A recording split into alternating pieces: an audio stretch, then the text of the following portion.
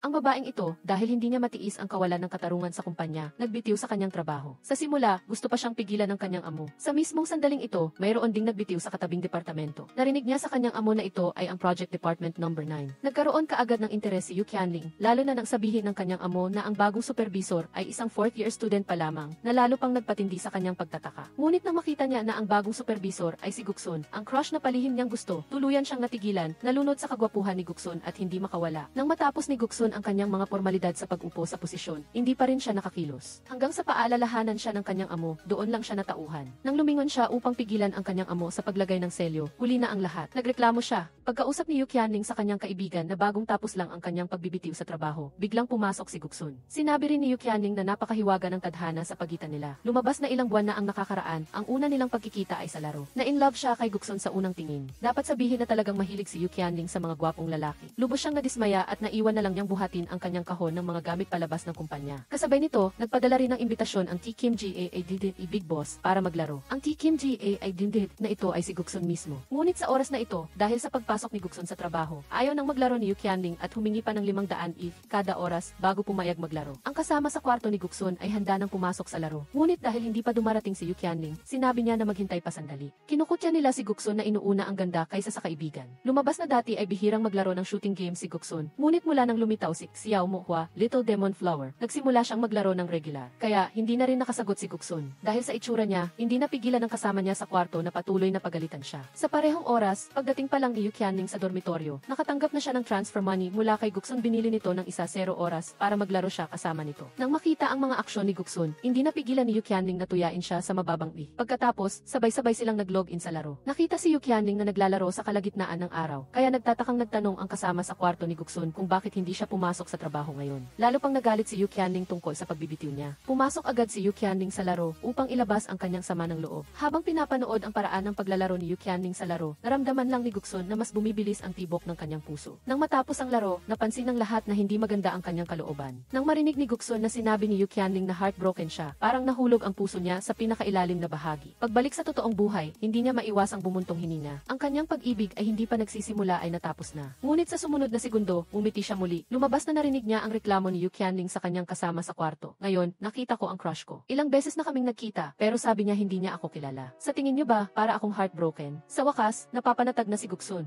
Maging si Jiang Junan ay niloloko siya na may pagkakataon pa siyang makuha ang pag-ibig. Nagsimulang magplano si Guksun para kay Yu Qianling. Sino ang mag-aakala na hahanapin niya ito agad online? Natutulog pa siya nang makatanggap ng tawag mula sa isang dating kasamahan na nagsasabing naiwan niya ang kanyang guwantes sa opisina. Alam na may pagkakataon siyang makabalik sa kumpanya, lubos na na-excite si Yu Qianling. Nakita siyang nakasuot ng maamo at pambabaeng estilo papunta sa opisina. Nang makita si Guksun sa elevator, agad niyang inilapat ang kanyang white flower na taktika. Plano niya sanang akitin ang atensyon ni Guksun, ngunit hindi niya inaasahan na sasabit ang kanyang buhok sa pinto ng elevator. Sumigaw si Yu Qianling ng itulong dahil ayaw niyang makalbo. Bilang resulta, madaling tinulungan siya ni Guksun na alisin ang kanyang buhok. Nagmadali si Yu Qianling na ayusin ang kanyang sarili at marahan, mahinhong bumati ng magandang umaga kay Guksun. Ngunit pagkatapos niyang magsalita, sinabi ni Guksun na nagbitiw na si Yu Qianling. Lubos na natuwa si Yu Qianling nang marinig niya na sinabi ni Guksun na nagbitiw na siya. Naalala pa rin niya ako. Naalala niya ako. Pinuntahan niya ang EC manager at sinabi, gusto kong bumalik sa trabaho. Nang marinig na hindi malaki ang posibilidad nito, hindi pa rin sumuko si Yu Qianling. Lalo na nang makita niya si Guksun na nag-aayos ng mga game bug, lalo siyang nagdesisyon na manatili. Ngunit habang nag-i-interview pa lang si Yu Qianling para sa isang trabaho, bigla siyang nakatanggap ng tawag mula sa kanyang dating amo. Bumalik ka agad sa kumpanya ngayon, may dagdag na 3,000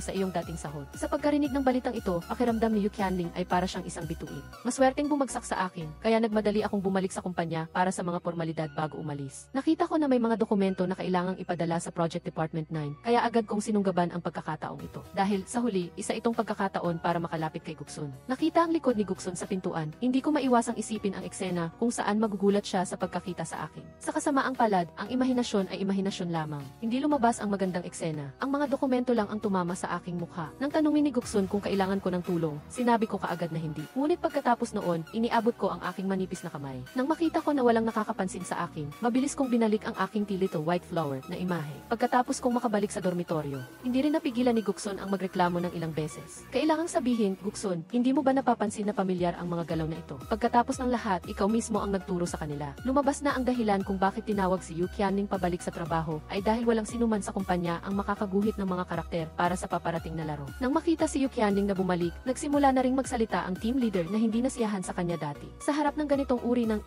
bagong tao na nagpapahirap sa luma, hindi na kailangan pang maging magalang. Sa kasamaang palad, kahit nagtrabaho si Yu Qianling ng walang pahinga, hindi pa rin niya nakuha ang pagkilala ng kanyang amo. Sinabi ng amo na hindi nila nakita ang emosyon sa karakter, tulad ng init o sorpresa. Kahit papaano, ilalabas ang karakter sa bagong taon. Dahil wala siyang inspirasyon, hinanap niya ang kanyang matalik na kaibigan sa laro. Tinanong niya kung paano karaniwang ipinagdiriwang ng mga lalaki ang bagong taon. Bagamat hindi nila alam ang tunay na pagkakakilanlan ng isa't isa, hindi ito nakahadlang sa kanila na magbiruan. Nagkamali ng akala si Guksun na gusto siyang i-date ni Yu Qianling sa bagong taon. Nang makita niya na lumalayo na ang usapan, sinabi niyang naghahanap lang siya ng ideya. Pagkatapos, nang makita niya ang kanyang kaibigan sa laro na sumagot na pakakainin niya ang mga pusa at asong kalye, bigla siyang ginanahan. Kaya, nagpuyat siya buong gabi para tapusin ang pangunahing sketch. Pagkatapos noon, nakakuha siya ng pagkilala mula sa kanyang amo. Sa wakas, makakapagpahinga na si Yu Qianling. Sa tanghalian, nakipag-chat din si Yu Qianling tungkol sa pag-unlad ng kanyang relasyon kay Guksun sa kanyang mga kaibigan sa laro. Nang malaman ni Guksun na sinabi ng ibang miyembro ng grupo na interesado siya kay Yu Qianling kamakailan, bigla siyang nag-alala. Para hindi malaman ng ibang kaibigan ang kanyang tunay na pagkakakilanlan, mabilis siyang nag-hack sa computer ng iba pang miyembro. Pagkatapos ng trabaho sa gabi, nakita ni Yu Qianling ang isang aso na labis niyang nagustuhan. Ngunit nang makita niya si Guksun, nagmadali siyang nagkunwari na takot sa aso para makuha ang atensyon nito. Walang inaasahan na biglang nangyari ang isang aksidente, isang electric scooter ang bumulusok patungo kay Yu Qianling. Nang makita ni Yu Qianling na isinagip siya ni Guksun ng ganoon, hindi niya maiwasang makaramdam ng kaba. Ngunit ito ang nagpagulo kay Guksun. Kakaiba, hindi na siya takot sa aso ngayon. Humingi si Yu Qianling ng permiso upang sumali sa kanilang departamento at hindi siya nagulat na tinanggihan siya. Dahil sa totoong mundo, ang unang impresyon ni Guksun kay Yu Qianling ay isang mapanlinlang na babae. Nang kumain siya kasama ang kanyang kaibigan, tinanong din si Guksun kung gusto niya si Xiao Mohua, Little Demon Flower, ang kanyang kaibigan sa laro. Bagamat sinabi niya na hindi niya magugustuhan ang isang babae na hindi pa niya nakikita, agad siyang nag-text kay Xiao Mohua. Nang makita ang bilis nila, hindi napigilan ng kaibigan na mangutya. Pagkatapos magsalita tungkol kay Xiao Mohua, nakita nilang dalawa ang totoong tao. Sayang, hindi nila alam ang palayaw ng bawat isa sa laro. Kusa siyang inanyayahan ng kaibigan na kumain kasama si Yu Qianling. Kinuha ni Guksun ang pagkakataon para magkwento tungkol sa sarili niya. Pero habang nagsasalita pa lang siya, bigla siyang nakatanggap ng tawag sa telepono at umalis, naiwan ang dalawa sa isang awkward na sitwasyon. Para makahanap pa ng topic sa kanyang crush, kusang humanap si Yu Qianling ng pwedeng pag-usapan, pero patuloy pa rin itong tinatanggihan ni Guksun. Pag-uwi niya sa gabi, napansin niya na may dalawang bituin sa langit kasama ang buwan. Hindi niya napigilan na ibahagi ito sa kanyang matalik na kaibigan sa laro. Sino ang mag-aakala na nang makita ni Guksun ang mensahe, agad siyang tumakbo palabas at nagtanong kung nasa Jiangxing din ba si Yu Qianling. Nang makita ang mensahe ni Guksun, hindi rin napigilan ni Yu Qianling na hanapin ang kanyang matalik na kaibigan sa laro.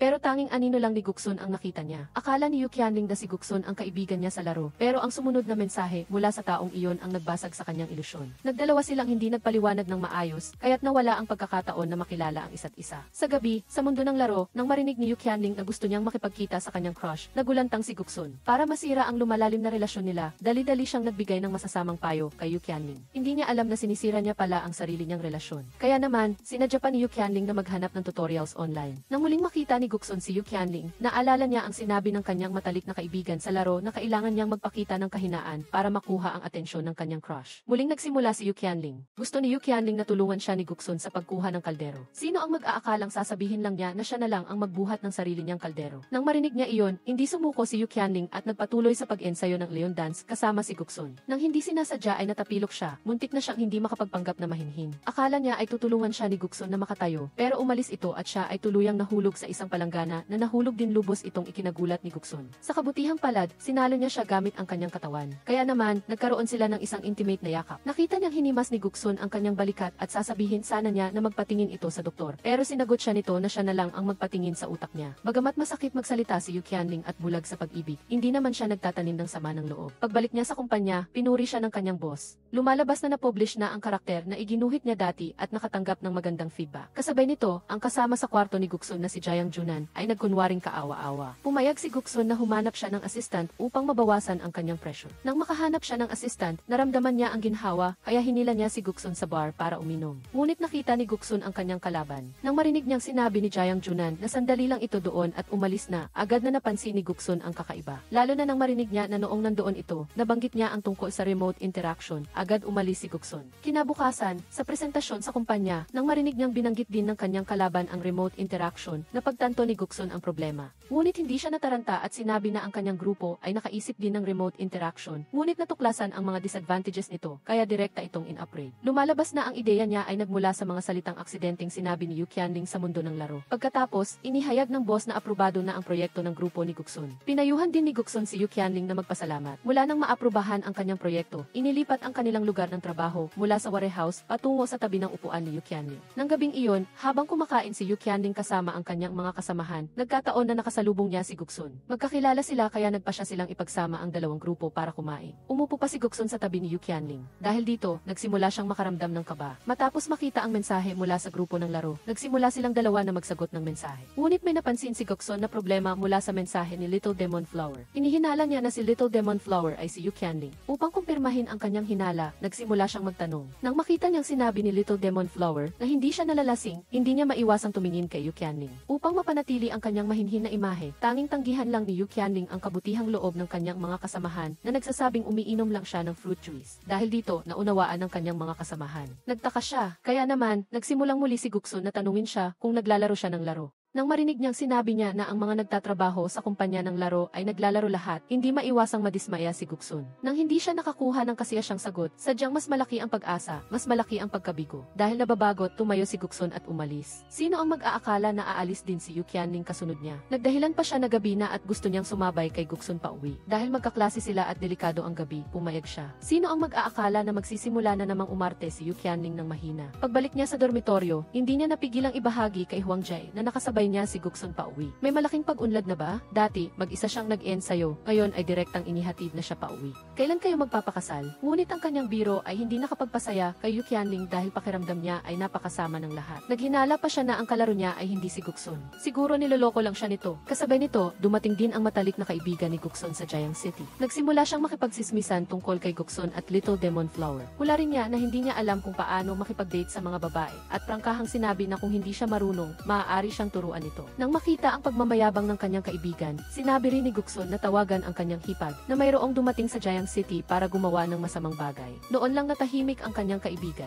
at sa wakas, naglakas loob din siya. Inanyayahan ni Guksun si Little Demon Flower na magkasama sila sa New Year's Eve sa group chat, ngunit tinanggihan siya nito. Matapos tanggihan, hindi maganda ang pakiramdam ni Guksun at nawalan siya ng ganang kumain. Nang gabing iyon, habang magkasama silang dalawa sa labas para salubungin ang bagong taon, maraming magagandang larawan ang kinuhanan ni Yu Qianling. Sino ang mag-aakala na makikita ng kanyang kasama sa kwarto ang anino ni Guksun? Kasabay nito, kinuhanan din ni Yu Qianling ng larawan ang mga paputok para sa bagong taon at ipinadala ito sa group chat ng kanyang mga kaibigan sa laro. Nang makita ni Guksun na nasa iisang lugar siya, nagmamadali siyang hinanap ang anino ni Little Demon Flower. Naglakad sila patungo sa isa't isa, ngunit sa huli, dahil sa dami ng tao, hindi sila nagkita. Nalampasan na naman nila ang pagkakataong magkakilala. Tanging pasimple lang siyang makapagbigay ng pagpapala para sa babaeng crush niya. Gusto niya ng coriander, kaya ang binata ay kusa niyang sinubukan ang pagkaing kinamumuhian niya. Naguluhan si Jiang Junan sa ginawa ni Guksun. Nakita niya lang na pagkatapos ng ilang kagat, agad niyang iniluwa ito at pagkatapos ay baliw na uminom ng tubig upang maibsan ang lasa. Kasabay nito, nang makita niyang gusto rin ni Guksun ang coriander, nagkaroon ng ilusyon si Yu Qianling na sa hinaharap ay hindi na sila mag-aaway tungkol sa pagkain. Dapat sabihin na iba ang kanyang pag-iisip sa ordinaryong tao. Hindi pa sila magkasama pero iniisip na niya ang hinaharap. Pagpasok niya sa restaurant, naisip pa ni Yu Qianling na tinitingnan siya ni Guksun. Hindi niya akalain na tinitingnan lang nito ang larawan ng coriander sa display screen sa itaas. Nakita lang niya si Yu Qianling na tinititigan si Guksun na parang baliw. Ang matapat na tingin ay napansin din ni Jiang Junan. Nang makita niyang paalis na si Guksun, mabilis din siyang pinagmadali ni Huang Jai na kumilos. Tutal, hindi pa sila nagpapalitan ng wetsa. Nagkataon na nakita niyang nahulog ni Guksun ang kanyang ihi ng paaralan, kaya mabilis niya itong ipinahiwatig sa kanya. At ganoon niya, kinuha ni Yu Qianling ang i at hinabol si Guksun. Sa ilang kalye, nang makita ni Guksun ang i, nagpakita siya ng pagdududa dahil napaka-cute ng i na ito. Dahil dito, hindi rin napigilan ni Jiang Junan na mang-asar. Naisip ni Yu Qianling na maaari siyang humingi ng wetsa. Lubos siyang natuwa nang makita niyang inilabas ni Guksun ang kanyang telepono. Ngunit narinig lang niya itong sinabi na iwanan lang ang pakete sa labas ng pinto. Salamat sa pagwasak sa ilusyon ni Yu Qianling.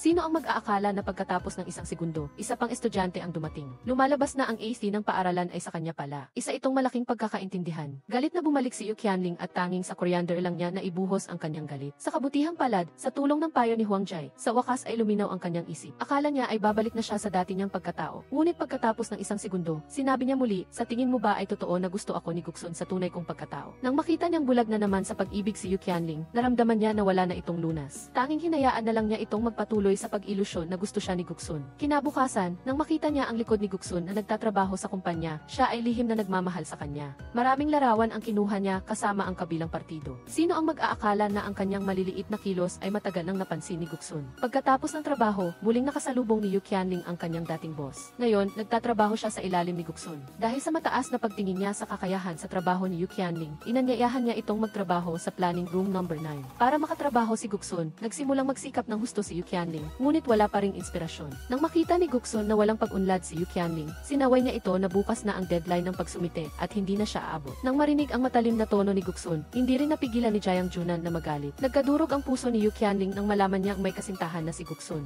Sa kalsada, ang lahat ng magkapares na nakikita niya ay nagiging si Guksun at ang kanyang kasintahan. Tulala si Yu Qianling nang makabalik sa dormitoryo, hindi niya marinig ang sinasabi ni Huang Jai. Hindi niya napigilan ang kanyang luha. Mula noon, wala nang pag-asa si Yu Qianling kay Guksun. Kung hindi niya inihahanda ang kanyang thesis, nagtatrabaho lang siya ng husto. Isang araw, sinabi sa kanya ng kanyang kasamahan na magkakaroon ng team building ang kumpanya. Narinig niyang maaaring magdala ng kapamilya. Naisip niyang dadalhin ni Guksun ang kanyang kasintahan at ayaw na niyang masaktan pa. Kaya, nagdahilan si Yu Qianling na kailangan niyang ihanda ang kanyang thesis upang tumanggi, ngunit sinabi ng kanyang kasamahan na kailangan niyang pumunta. Lumalabas na, lubos na pinahahalagahan ng kanilang superior ang team spirit. Kung hindi siya pupunta, maaari siyang mawala ng trabaho. Alam ni Yu Qianling ang sitwasyon kaya napilitan siyang sumama. Sa hapunan, tinuring niya ang pagkain na parang kaaway. Napansin ng kasama sa kwarto ni Guksun na may iniisip siya, ngunit itinanggi ito ni Yu Qianling. Para tuluyang sumuko, nagtanong ulit siya, bakit hindi dinala ni Guksun ang kanyang kasintahan sa team building? Nang marinig niyang may kasintahan si Guksun, mabilis itong itinanggi ni Jiang Junan.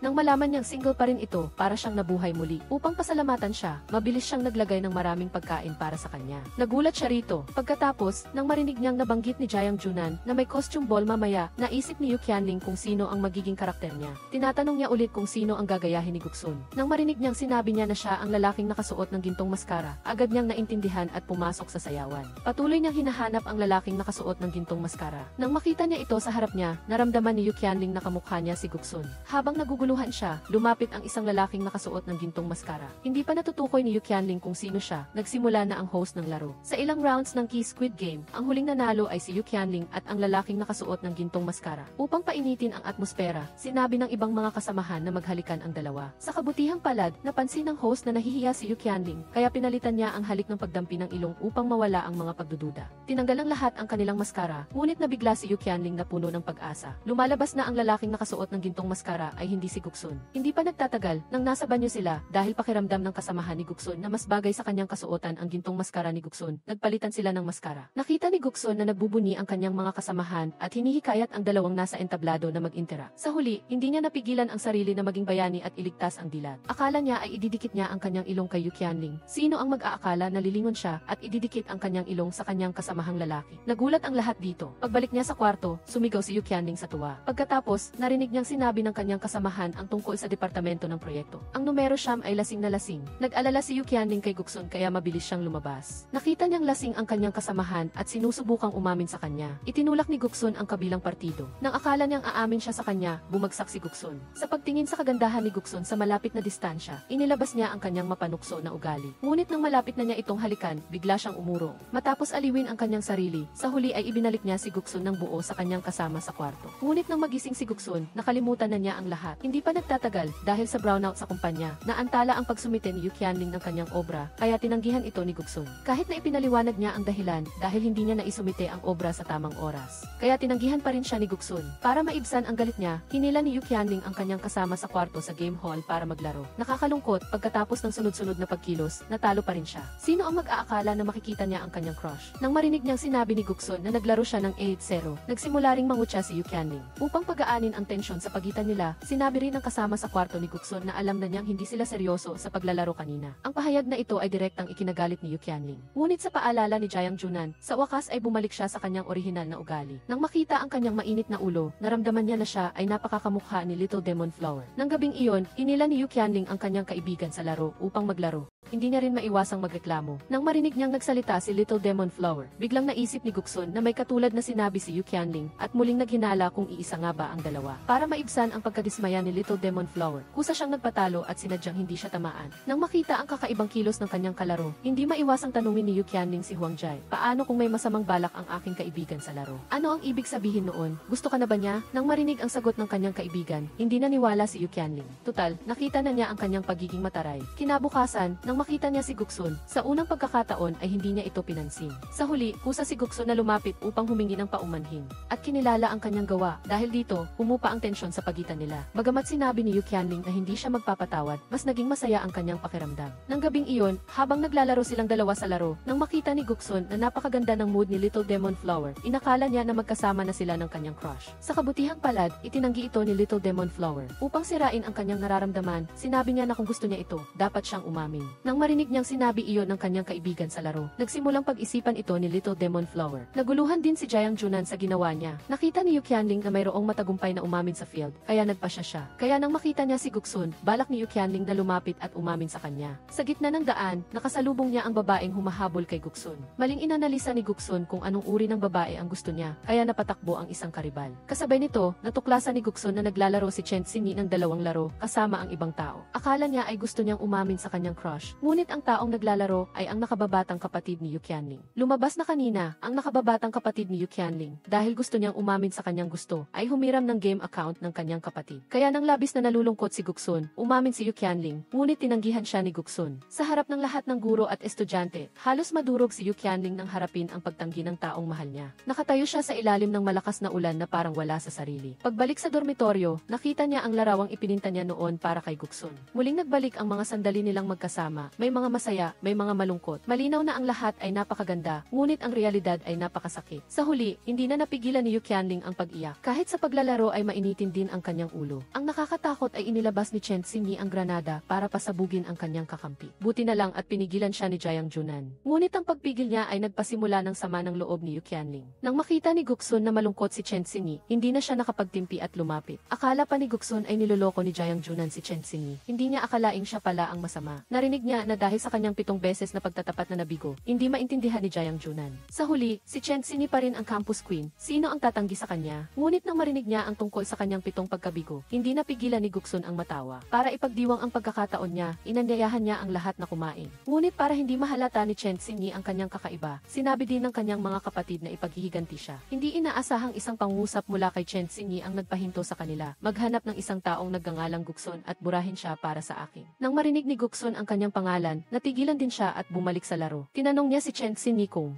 umaga pa lang ay nakikipaglaro na si Chen Xingyi sa iba. Nang makita ni Guksun na tinatanong si Chen Xingyi, nagsimula na ring manood ang kanyang mga kapatid. Hindi inaasahang sinabi ni Chen Xingyi na umaga pa lang ay ibinigay na niya ang account sa kanyang pinsan. Nagtagumpay ang pinsan niya sa pagtatapat, habang siya naman ay 7 beses na nabigo. Ito ay talagang isang malaking pagkakamali. Nang malaman ang katotohanan, nawala ng pag-asa si Guksun. Nang makita niyang biglang lumuhod si Guksun, hindi rin napigilan ni Chen Xingyi na magtanong kung bakit siya nagpapakita ng ganoong paghingi ng tawad. Nang marinig niya si Chen Xingyi na basbasan siya ng 3 beses, walang malay na tinamaan din si Guksun ng 3 araw. Dapat sabihin na napakalakas talaga ng kakayahan niyang manumbat. Kaya iniisip din ni Guksun kung dapat ba siyang maging tapat kay Chen Xingyi. Matapos siyang tanggihan ni Guksun, hindi na nagme-make up si Yu Qianling para pumasok sa trabaho. Wala na rin siyang interes sa mga gwapong lalaki na binabanggit ng kanyang mga kasamahan. Gayon din, matapos malaman ang katotohanan, pumasok si Guksun sa trabaho na parang wala ng pag-asa. Hanggang sa makita niya ang anino ni Yu Qianling, bigla siyang nabuhayan. Para sabihin ang kanyang pagkatao, maingat siyang sumunod dito. Ngunit ayaw na siyang makita ni Yu Qianling na nasaktan.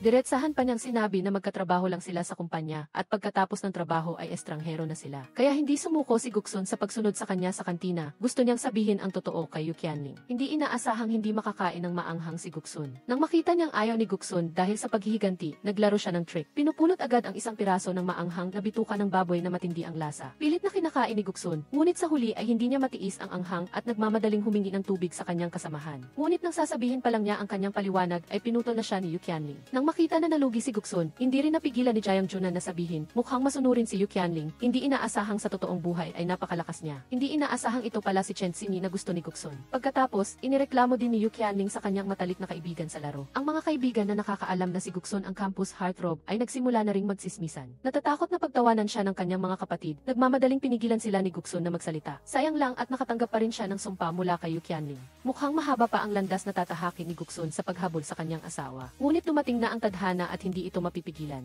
Nang araw na iyon, nakipagkita si Yu Qianling sa online boyfriend ng kanyang kasamahan. Nang makita niyang niloloko ng lalaki ang kanyang kasamahan, gamit ang litrato at mayabang pa itong pinupuna, hindi na napigilan ni Yu Qianling ang kanyang pagiging mainitin ang ulo. Sinumbatan niya ang lalaki. Nang marinig ang kanyang sinabi, biglang naisip ni Guksun ang kanyang sarili. Lalo na nang makita niya kung paano siya nilalamigan ni Yu Qianling, hindi na niya matiis. Hinanap niya si Yu Qianling at prangkahang inamin na siya ang campus heartthrob. Ngunit hindi naniwala si Yu Qianling. Pakiramdam lang niya ay nagmamayabang si Guksun sa kanyang kahusayan bilang heartthrob ng Dongning University. Pagkatapos ay pinutol niya ang kanyang sinasabi, diretsahang sinabi na simula ngayon ay magkatrabaho na lang sila sa kumpanya at sa labas ay huwag na silang magbatian. Ngunit hindi sumuko si Guksun. Kinagabihan, muli niyang hinanap si Chen Xinyi. Ngunit nang sasabihin na sana ni Guksun ang totoo, nakatanggap si Yu Qianling ng tawag sa telepono at aksidenteng nagpadala ng mensahe sa grupo. Agad na lumabas ang mga kapatid para magchismis. Napilitang maputol ang pagtatapat ni Guksun. Ngunit hindi inaasahan ng dalawa na magkikita sila muli noong gabing iyon. Hindi masaya si Guksun dahil nabunggo niya ang isang kahon. Ngunit nang makita niya si Yu Qianling ay natigilan siya. Nang makita ang eksenang ito, lalo siyang nagalit. Gusto pa sanang kunin ni Guksun ang panlinis para kay Yu Qianling. Ngunit ang sumalubong sa kanya ay ang pagsara ng pinto.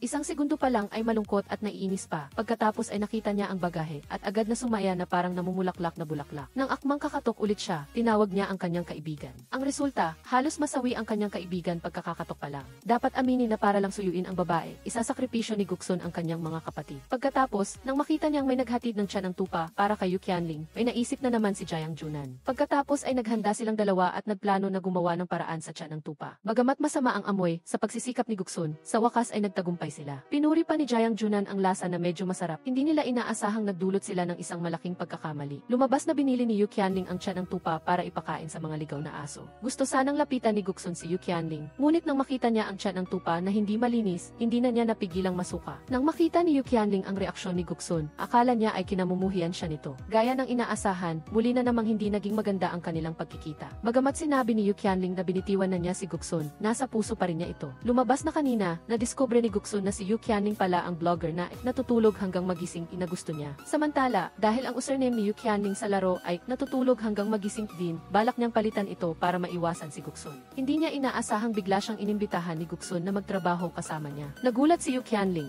Lumabas, hindi pa natatagalan, ang proyekto na pinamahalaan ni Guksun ay nagkaroon ng leak. Bagamat sinubukan niyang iligtas ito upang mabawasan ang pinsala, matapos lumabas ang orihinal na draft, hindi na makapaglabas ang orihinal na artist ng draft na nakapagpapalugod sa kanya. Upang magpatuloy ang proyekto ng maayos, walang pagpipilian si Guksun kundi maghanap ng bagong orihinal na artist. Naghanap si Jiang Junan online sandali at sa huli ay nakahanap ng draft na nakapagpalugod sa kanya at hinayaan pa si Guksun na makipag-ugnayan mismo sa may akda. Kasabay nito, nakita rin ni Yu Qianling ang imbitasyon ni Guksun. Nang magkabunggo ang dalawa, nahulog ang telepono ni Yu Qianling. Akala ni Guksun na sa oras na ito ay matutuklasan niya ang katotohanan, ngunit eksaktong sa sandaling iyon ay naubusan ng baterya ang telepono ni Yu Qianling. Bago pa man makahingi ng tawad si Guksun, umalis na siya. Pagkatapos noon, tiningnan niya ang pangalang Sleeping Key hanggang sa magising siya at maramdaman na pamilyar ito. Nang gabing iyon, habang nagrereklamo si Yu Qianling sa kanyang kaibigan sa laro na sira ang remote ng aircon, nagsimulang muling magtanong si Guksun. Gayunpaman, ang kanyang pagnanais na makita si Yu Qianling ay hindi natupad. Nakita ni Guksun si Yu Qianling na lumabas para magpalamig, kaya't nagmamadali siyang nagkunwaring hindi nakikita. Ngunit, isang segundo bago sinabi ni Yu Qianling sa kanyang kaibigan sa laro na ang tahimik na puso ay natural na malamig, sa susunod na segundo ay isinubsob niya ang kanyang kamay sa refrigerator para lumamig. Hanggang sa marinig niya ang katok sa pinto, saka lang siya lumabas mula sa refrigerator. Ngunit nang makita niya si Guksun sa p-phone, bigla siyang ayaw magsalita. Plinano niyang patayin ang ilaw at magkunwaring wala sa bahay. Ngunit narinig ko na ang lahat. Lumabas, si Guksun ay dumating upang ayusin ang aircon ni Yu Qianling. Upang mabuksan ni Yu Qianling ang pinto, kinalagkad niya pa ang may-ari ng bahay. Nang makapasok na siya sa bahay, kusang loob siyang nagtrabaho. Ang bagay na kailangan lang pindutin ng isang buton sa remote ay pinatagal pa ni Guksun.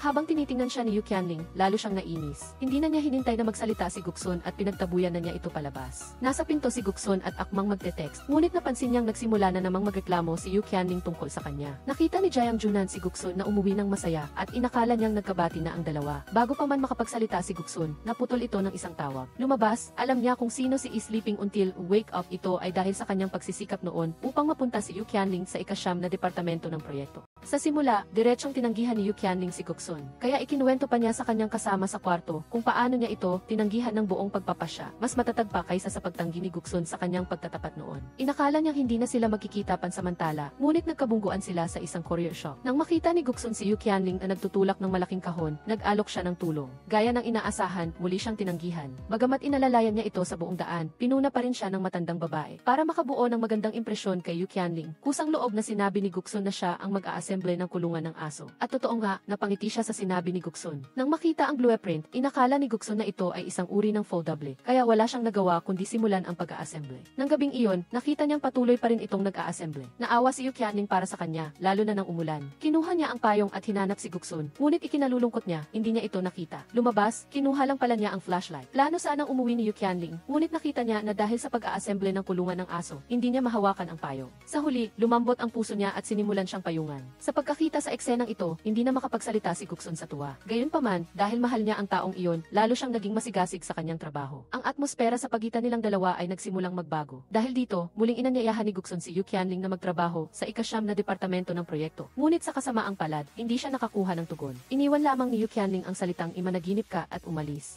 Nagpapalunod sa pag-ibig si Goksun, kaya hindi niya talaga nakita ang mga kapintasan ni Yu Qianling. Sa totoo lang, gustong-gusto nang umalis ni Yu Qianling, kaya sinadya pa niyang tanungin ang kanyang matalik na kaibigan sa laro kung dapat ba siyang pumayag kay Goksun nang hindi niya alam na ang taong tinatanong niya ay siya pala mismo. Lalo na nang marinig ni Yu Qianling na gusto niya ang isang ibaka para kay Goksun, ito ay nagpakilig sa kanya ng sobra. Sa huli, pinayuhan niya si Yu Qianling na subukan ito. Sabi niya, ang 7 kabiguan ay isa ring pagkatuto, huwag mong masyadong dibdibin. Bagamat lihim na nagpa siya si Yu Qianling, hindi pa rin niya nalalampasan ang kanyang panloob na pag-aalinlangan. Nang makita ni Goksun si Yu Qianling na nagagalit dahil nawala ng order ng pagkain, sinabi ni Goksun na sasamahan niya itong titingnan sa kamera. Bago umalis, bumitaw pa si Yu Qianling ng mapait na salita. Pumunta ang dalawa sa security office ng residential area. Tinanong ng gwardiya kung mahalaga ba ang gamit ni Yu Qianling. Sa buong bansa ay mayroon lamang isa 0,000 set. Paano naman hindi magiging mahalaga? Nang marinig ito, natakot ang gwardiya at nautal na sinabing magsumbong na lang siya sa pulis. Nagmamadaling sinabi ni Goksun na kilala niya ang ilang abogado na maaaring makatulong sa kanya. Ngunit nang makita niya na ang nagde-deliver ay fried chicken, natigilan ang gwardiya. Ang sumunod na eksena ay ikinagulat ng lahat. Nakita lang sa kamera na si Goksun ang kumuha ng order na pagkain ang fried chicken na kinain lang niya kamakailan. Ngunit pagkatapos noon, sinabi ng shipper na naibigay ng mali ang pagkain niya. Lubusang kinumpirma ng komunidad na si Goksun ang magnanakaw. Talagang miserable si Goksun at hindi makapagsalita. Ang tanging magagawa niya ay halukayin ang basurahan para hanapin ang kasamang regalo. Ngunit hinanap niya ng hinanap at hindi niya makita. Nakita niyang gustong-gusto niya iyon, kaya sinabi niyang kung makakakolekta siya ng sapat, papayag ba si Yu Qianling na magtrabaho sa ika-9 na departamento ng proyekto. Bagamat sa panlabas ay pumayag siya, sa totoo lang ay hindi siya naniniwala sa kanya. Kaya para makakolekta ng sapat na kasamang regalo, umorder si Goksun ng mahigit 1,000 servings ng fried chicken. Dahil dito, hindi maiwasang pagtawanan siya ni Jiang Junan, ngunit mahilig siyang makipagsismisan. Sinikap ni Goksun na kolektahin ang lahat ng laruang ito. Kaya, ang lahat ba ay para kay Yu Qianling na magtrabaho sa ika-9 na departamento ng proyekto o gusto niya lang itong makasama? Ano ba talaga ang dahilan? Marahil si Goksun lamang ang nakakaalam. Sa kasamaang palad, hinahabol ni Goksun ang kanyang asawa, ngunit iniiwan ang kanyang mga kaibigan. Nakikita ang hitsura ni Jiang Junan na malapit ng masuka sa pagkain. Hindi rin niya maiwasang maawa sa kanya ng isang segundo. Hindi talaga naubos ang fried chicken, kaya ibinigay ito ni Goksun sa janitress. Nang makita na nakakolekta na siya ng sapat na kasamang regalo, imposible para kay Yu Qianling na hindi maging masaya. Kaya sa wakas ay nagpasya siya at naghandang sumali sa ika-9 na departamento. Ngunit ang kanyang direktang supervisor ay tumangging palayain siya. Bagamat nakahanap na si Yu Qianling ng sapat na dahilan, nanatili siyang matigas sa pagtanggi na palayain siya. Kaya nagsimula si Yu Qianling ng isang mahabang labanan mula sa pagpapadala ng mga mensahe sa supervisor hanggang sa biglang pag-atake sa kanya. Hanggat may libreng oras ang supervisor, tiyak na makikita niya si Yu Qianling. Nagsimula pa nga siyang magtago at magbantay. Sa kabutihang palad, nagbunga ang pagsisikap ni Yu Qianling. Sa wakas, ang supervisor, pinayagan din siyang pumunta at tumulong sa ika-9 na departamento ng proyekto. Gayunpaman, hindi alam ni Yu Qianling na pinayagan siya ng kanyang supervisor dahil nakipagpalit si Goksun ng pabor kay Boss Jiang. Nang buksan ni Goksun ang kanyang game account, masiglang tumakbo si Yu Qianling. Nang umikot si Yu Qianling para kumuha ng inumin, tinawag siya ni Goksun. Lumabas, hindi pa pala niya nasasara ang game interface. Upang hindi mapansin ni Yu Qianling, dali-dali siyang binigyan ng isang bote ng tubig. Inakala niyang nalutas na ang panganib, ngunit hindi niya inaasahan na gugustuhin niyang kumain ng merienda. Napilitan siyang sumugod, biglang napasandal si Yu Qianling sa pader na nagpakaba sa kanya. Habang umiinit ang kapaligiran sa pagitan nilang dalawa, may sumira sa eksena. Nang makita ni Jiang Junan ang tanawing ito, dali-dali niyang sinabing siya ay hangin. Nahihiya at kinakabahan si Yu Qianling kaya mabilis siyang tumakbo papalayo. Dahil dito, hindi napigilan ni Jiang Junan na pagalitan si Goksun. Sa personalidad ni Yu Qianling, marahil ay hindi ito angkop para sa ganitong uri ng T. Kabiden. Maaaring hindi maapektuhan ng aksyon na ito si Guksun, ngunit nagdulot naman ito ng magandang panaginip kay Yu Qianling. Sa panaginip, diretsong umikot siya at isinandal si Guksun sa pader. Kailangang aminin ni Yu Qianling na talagang mahal niya si Guksun. Kasabay nito, matapos batikusin ni Jiang Junan si Guksun na hindi niya binasa ang chat ni Yu Qianling, nagsimula rin siyang kumilos at hinabol siya hanggang sa kantina para hanapin siya. Ngunit nang lakasan niya ang loob upang hanapin si Yu Qianling, natakot ito at diretsong ginamit na dahilan ang pagkuha ng inumin para umalis. Dahil may iniisip siya, natapon niya ang inumin kay Guksun. Kinabahan si Yu Qianling at tanging magagawa niya ay ilihis ang kanyang atensyon sa pamamagitan ng pagbabayad. Tinanggihan siya ni Guksun, ngunit sinabi pa rin niya na ibigay nito ang EHIS code para sa pagbabayad. Akmang tatanggihan na sana ni Guksun, ngunit bigla siyang nakaisip ng plano. Kinuha niya ang kanyang WeChat. Matapos iscan ni Yu Qianling ang code, saka lamang niya nalaman na WeChat pala iyon ni Guksun. Talagang may oras ang ilog, may oras din ang tao. Guksun, naaalala mo pa ba ang eksena kung saan tinanggihan mo si Yu Qianling na bigyan siya ng iyong WeChat noon? Hindi maiwasang mapangiti ni Guksun nang makamit niya ang WeChat. Ang pulso ni Yu Qianling ay hindi rin sinasadyang bumilis. Nang makita niya na ang circle of friends ni Guksun ay nagpapakita lamang ng mga post sa loob ng huling 3 araw, hindi niya maiwasang pagalitan siya dahil sa pagiging misteryoso, ngunit sa totoo lang ay tuwang-tuwa siya. Kinaumagahan, nalaman ni Yu Qianling na maaari na siyang kumuha ng kanyang lisensya sa pagmamaneho, kaya nagmamadali siyang umuwi sa probinsya. Pagkababa niya ng istasyon, sinalubong siya ng kanyang childhood friend. Sa loob ng sasakyan, kunwari ay sinabi niya na pinipilit na siyang magpakasal at tinanong din si Yu Qianling kung mayroon na siyang kasintahan. Nang makita niya ang ekspresyon nito, hindi niya maiwasang tanungin ang kanyang kaibigan sa laro. Nagulat si Guksun nang matanggap ang balitang ito. Wala pa nga siyang formal na relasyon, ngunit may isa ng bagong karibal. Nang makita si Yu Qianling na bumalik, agad niyang iniwan si Jiang Junan. Bagamat malamig at walang pakialam si Guksun nang harapin siya, napakainit naman niya kay Yu Qianling. Kusang tumulong kay Yu Qianling sa pagdadala ng gamit at tinanong pa nga kung bakit hindi ito nagtagal sa probinsya. Dahil dito ay nagtaka si Yu Qianling. Sa kabutihang palad, matalino si Guksun kaya madali niyang naloko ito. Ngunit hindi pa rin gusto ni Yu Qianling si Guksun. Nang akmang kukunin na niya ang kanyang gamit, muntik na siyang matumba. Ang malapit na pagkakadikit na ito ng dalawa ay nagpaalala rin kay Guksun sa ikatlong tanong sa pagsusulit ng isikretong pag-ibig. Ang serya ng mga aksyon niya ay nagpataka kay Yu Qianling. Pagkaupo pa lang niya ay agad niyang inilabas ang kanyang lisensya sa pagmamaneho upang ipagdiwang ang sandaling iyon. Sinasadya pa niyang nag-post sa kanyang circle of friends. Agad na nag-like si Guksun sa kanyang post, ang hindi pangkaraniwang kilos na ito ay nakakuha ng atensyon ni Yu Qianling. Nag-click siya sa circle of friends ni Guksun at nakita niyang makikita na ang lahat ng post na nagpaisip kay Yu Qianling sa ikalawang tanong sa pagsusulit ng isikretong pag-ibig. Inakala niyang may gusto na si Guksun kaya niya inilantad ang kanyang circle of friends. Nagalit siya at binago rin ang kanyang circle of friends para magpakita lang ng mga post sa loob ng 3 araw. Nang makita ni Guksun ang circle of friends ni Yu Qianling na nagpapakita lang ng mga post sa loob ng 3 araw, agad siyang nalito at napabuntong hininga na lang. Pagbalik niya sa trabaho, lalo pang naging abala si Yu Qianling. Hindi lang niya kailangang ihanda ang trabaho para sa kanyang sariling unang departamento ng proyekto, kundi kailangan din niyang gampanan ang mga trabaho ng ika-9 na departamento ng proyekto. Nang magkaroon ng meeting ang 2 departamento, halos sabay, nagkunwari na lamang siyang bumaba ang kanyang presyon upang makaalis. Ngunit tinawag siya pabalik ng kanyang direktang supervisor. Nang makita niya si Yu Qianling na pagod, inakala niyang hindi na ito makakarating sa ika-9 na departamento. Akmang matutuwa na sana siya nang sabihin ni Yu Qianling na kaya pa niyang magtiis. Bigla itong hindi nakapagpasaya sa kanya. Tutal, magkaribal sila ni Guksun. Samantala, ang mga tao sa departamento ni Guksun, nang makita na matagal ang hindi dumarating si Yu Qianling sa meeting, ay nagpahayag ng pagkadismaya. Sa wakas, dumating din si Yu Qianling. Ngunit patuloy pa rin siyang pinag-usapan. Nang makita ito, kinailangan ni Guksun na mabilis na simulan ang pagpupulong. Ipinakilala ni Guksun si Yu Qianling sa ika-9 na departamento at tinanong kung sino ang mamamahala sa issue. Hindi inaasahan, sinimulan siyang pahirapan ng team leader. Dahil si Yu Qianling ang namamahala sa karakter ni Lin Cai sa laro, pinapahayag siya ng team leader ng kanyang nararamdaman tungkol sa karakter na ito. Pagkatapos marinig iyon, nagtawanan ang lahat. Nang makita ang lamig ng lahat at ang pagtanggi ng ibang kasamahan, naaprubahan ni Jiang Junan ang ideya niya sa tamang oras. Ngunit pagkatapos ng meeting, tinawag agad ng team leader si Yu Qianling. Nang makita si Yu Qianling na pinapagalitan ng team leader, sa wakas ay nasaktan din si Guksun. Kahit na sinabi ni Guksun sa nakaraang segundo na poprotektahan niya si Yu Qianling.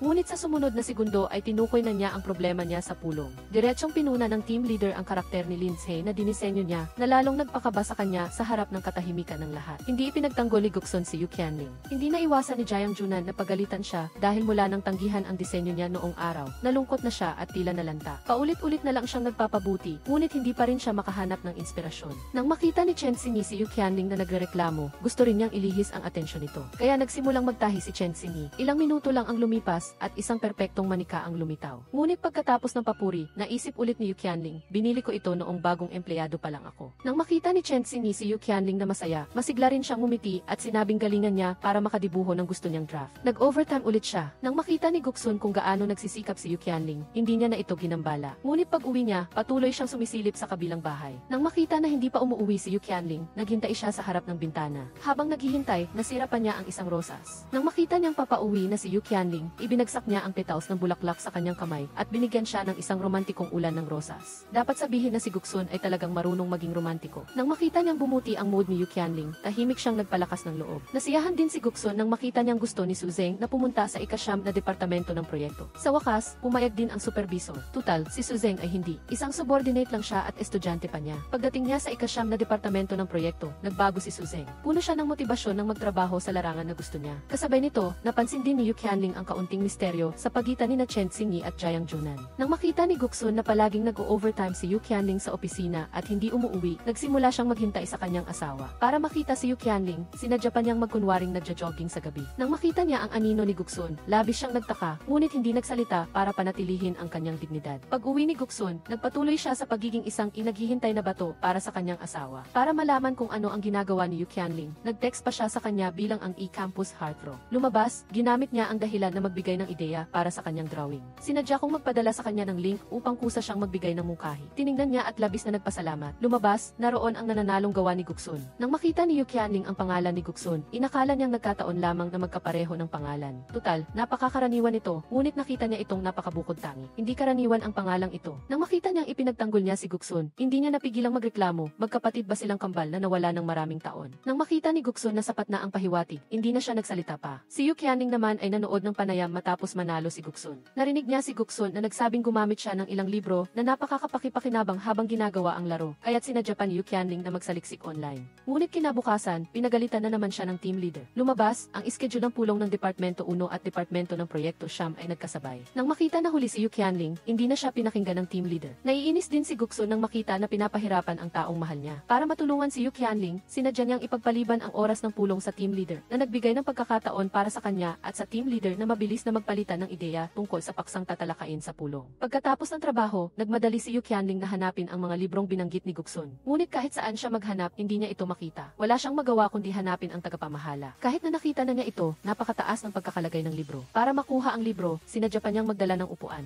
Ngunit hindi niya inaasahan na mabilis itong kukunin ni Guksun. Nagulat si Yu Qianling nang makita ang isang librong nagkakahalaga ng 779. Kasabay nito, kinuha ni Guksun ang libro at kinuha pa ang huling kopya. Nang makita niya si Guksun na ganoon kasigasig, hindi niya maiwasang agawin ito. Ngunit sa hindi inaasahan, aksidenteng yakap nila ang isa't isa ng mahigpit. Dahil dito, hindi sumuko si Yu Qianling at sinubukang hanapin ang natitirang 2 libro. Ngunit mabilis pa ring naagaw ni Guksun ang mga ito. Dahil ba sa pag-ibig o dahil gusto niyang makatipid ng pera para sa kanya, kaya sinadya niyang bilhin ang libro. At nagbigay pa siya ng kondisyon, kung hindi siya papayag, ipahihiram niya ang libro at dapat siyang tulungan nitong magmaneho. Kaya, sa susunod, mangyaring panoorin ang nakakatawang video ni Yu Qianling na nagmamaneho. Si Yu Qianling ang naghatid kay Guksun pauwi, na ikinagalit niya. Sinubukan kong i-on ang signal, ngunit ang wiper ang nabuksan. Nakita ni Guksun ang eksenang ito at nataranta. Sa puntong ito, pinatay niya ang makina. Gusto lang ni Guksun na bumaba ng kotse upang iligtas ang kanyang buhay. Ngunit hindi niya akalain na pipigilan siya ni Yu Qianling. Matapos gawin ang lahat ng paghahanda, sa wakas ay nagmaneho na si Yu Qianling. Ngunit ang mood lang ni Guksun ang hindi maganda. Hindi lamang mabagal magmaneho si Yu Qianling na parang pagong, kundi patuloy pang binubusina ng driver sa likuran. Tiningnan ni Guksun ang sitwasyon sa likuran at gustong magsalita, ngunit hindi natuloy. Ngunit nakita lang niya na binuksan ni Yu Qianling ang bintana. Ang kanyang ginawa ay nagmadali siyang humawak ng mahigpit sa handgrip upang iligtas ang kanyang maliit na buhay. Ngunit nagsimula ito sa sumunod na segundo. Matapos ang sunod-sunod na operasyon niya, kinabahan si Guksun na ang kanyang mga paa ay napakipot. Wala siyang magawa.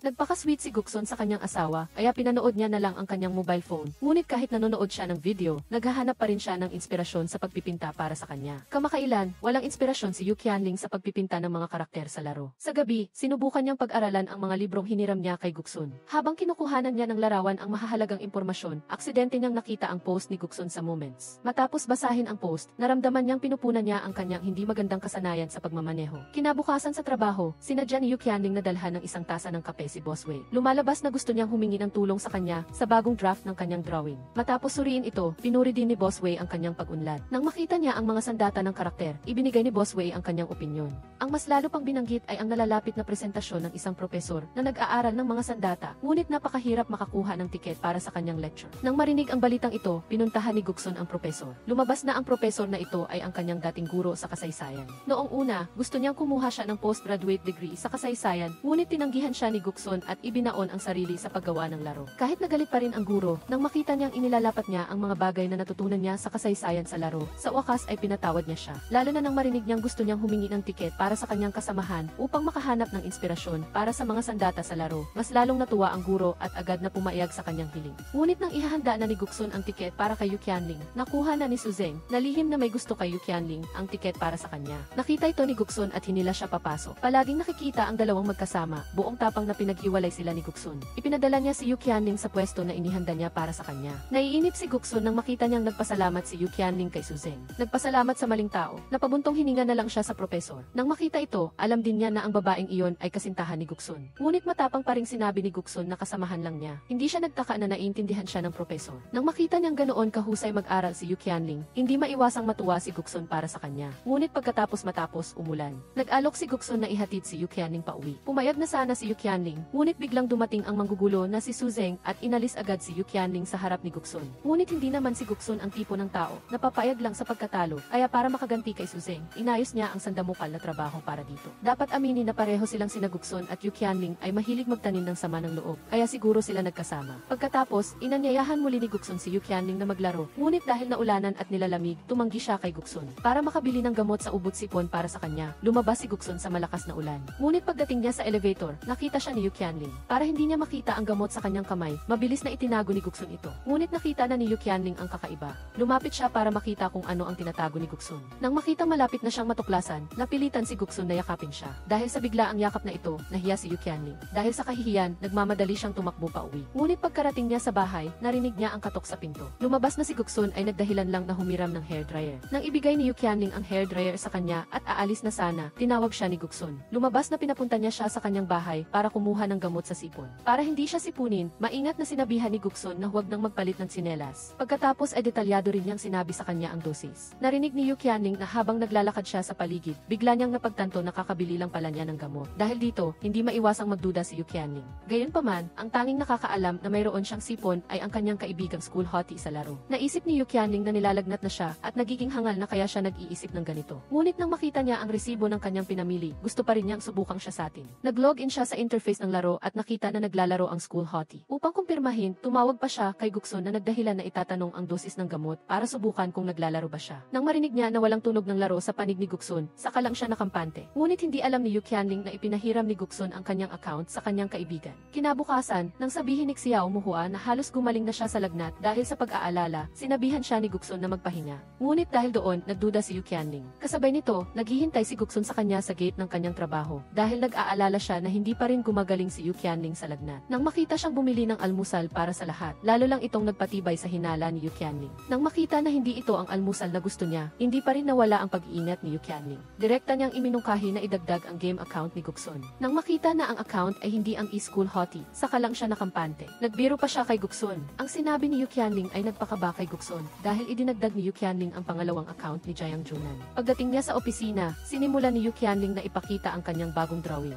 Nang makita ang muling paglalabas ng karakter, lahat ay nasisiyahan. Maging ang team leader na karaniwang sumasalungat kay Yu Qianling ay nagsimulang kilalanin ang kanyang kakayahan. Si Yu Qianling ay tinarget ng boss ng panlabas na FX company. Nang makita ang kanyang natural na itsura, nahirapan si Yu Qianling na magsalita. Ngunit napilitan siyang magpanggap na nakikipagtulungan para matapos ang pagkuha ng litrato. Kasabay nito, nakita rin ni Guksun ang post ng kanyang kasamahan sa Moments. Nang makita niyang inakbayan si Yu Qianling ng ibang lalaki, dali-dali siyang nagpadala ng mensahe sa kanya gamit ang pangalan ng school hottie. Ngunit nang makita niyang sumagot si Yu Qianling sa mensahe, kahit ang mga letra ay hindi niya maayos na matype, walang tigil niyang gustong sumugod sa eksena, ngunit naisip niya kung pupunta siya ngayon, tiyak na malalaman niya. Para hindi siya mabuking, nagpadala siya ng mensahe kay Jiang Junan at tumawag din para tanungin kung sino talaga ang lalaki sa larawan. Sa pamamagitan ng kwento niya, nalaman niyang ang kabilang partido ay isang manyakis at itinuturing si Yu Qianling bilang target, ngunit sa bahay naman ay takot sa asawa. Para mas maging masaya ang Halloween, nagbigay din si Guksun ng malaking regalo. Dapat sabihin na magkasama sila sa kwarto, kaya naiintindihan din ni Jiang Junan ang intensyon ni Guksun. Kasabay nito, lasing na lasing din si Yu Qianling dito na halos hindi na siya makatayo sa daan. Nang makita ni Boss Ren si Yu Qianling na ganoon, agad siyang kumilos. Hindi lamang niya hinipuan sa iba't ibang paraan, kundi balak pa niya itong dalhin. Mabuti na lamang at dumating si Guksun sa oras at agad siyang sinuntok. Pagkatapos ng suntok, nagmamadali rin siyang inalala ang kalagayan ni Yu Qianling. Pagkatapos, dumating din ang asawa ni Boss Ren sa pinangyarihan. Nang makitang hinila ni Boss Ren ang kanyang asawa sa tainga, iminungkahi pa ni Guksun na tumawag ng pulis. Lutang pa rin si Yu Qianling at hindi pa rin alam kung ano ang nangyari. nangyari. Pagkatapos ng pagbisita sa istasyon ng pulisya, tuluyan nang nawala ang amats ni Yu Qianling. Nang makitang iniligtas siya ni Guksun, nagpahayag din siya ng pasasalamat. Ngunit pagkatapos noon, naramdaman niya na may kakaiba. Kaya direkta siyang nagpahayag ng kanyang damdamin. Nang makitang tumango si Guksun bilang pag-amin, hindi niya napigilan ang kanyang galit. Naaalala niya kung paano siya tinanggihan noon at ngayon ay pinaglalaruan lang siya ni Guksun na parang tanga.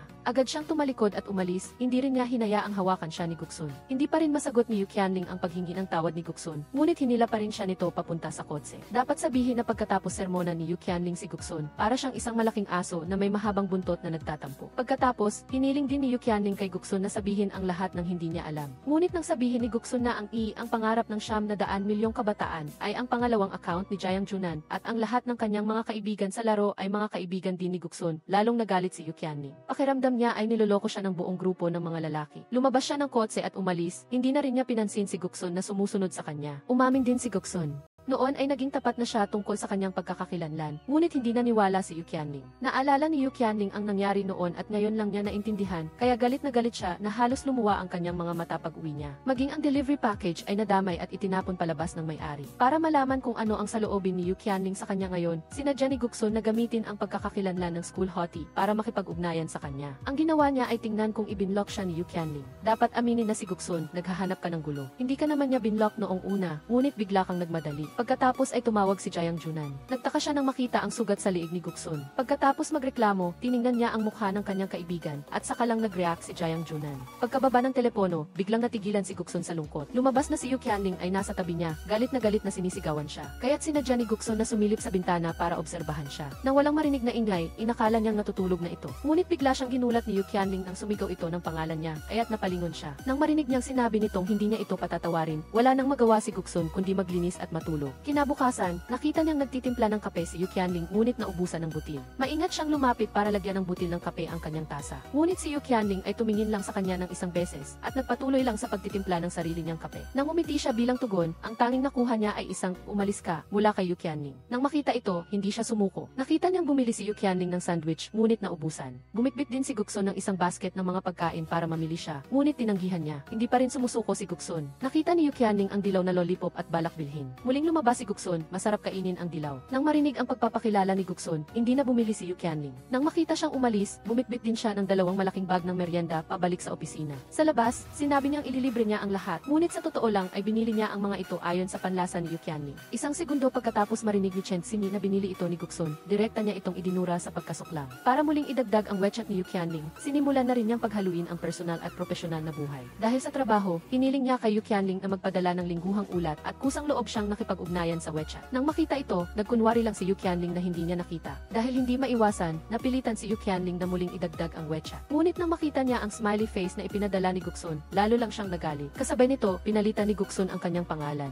Dahil lang sa gusto ni Yu Qianling ang kulantro at malakas ang panlasa, pinalitan niya ito ng kisili na mahilig sa kulantro. Ngunit sa tuwing nakakaharap niya si Yu Qianling, ang tanging natatanggap niya ay ang mapanlait na tingin nito. Lalo na nang ayain ni Su Zeng si Yu Qianling para inisin si Guksun at kusang pumayag si Yu Qianling. Ngunit hindi siya madaling masisira. Sinira niya ang kanilang date sa isang iglap lang. Nang makitang may nangyari sa ligaw na aso na kanyang inampon, dali-daling iniwan ni Yu Qianling si Su Zeng. Nang makitang pula pa ang bibig ng ligaw na aso, sa wakas ay kinausap din niya si Guksun. Ngunit sinabi niyang hindi na kailangan. Sabi niya, sa opisina ay magkatrabaho lang sila at paglabas ng trabaho ay parang hindi na sila nag-i-exist. Hindi alam ni Guksun kung paano palambutin ang puso ni Yu Qianling, kaya ng araw na iyon, inanyayahan ng kanyang kasamahan sa kwarto si Yu Qianling na dumalo sa anibersaryo ng kanilang paaralan. Balak na sana niyang pumayag, ngunit bigla siyang nag-isip kung dadalo ba si Guksun. Hindi nga nagkamali, umuwi rin si Guksun sa paaralan. Nakita pa ng kasamahan niya ang pangalan niya sa listahan ng mga mahuhusay na alumni. Kasabay nito, nakatanggap din si Guksun ng imbitasyon mula sa kanyang mga nakababata para sa water polo match. Hindi sana sasali si Guksun, ngunit nang makita niya ang anino ni Yu Qianling, nagbago agad ang kanyang isip. Ang bilis niyang magbago ng isip ay nagulat din kay Jiang Junan. Nakakalungkot lang na magkalaban sila.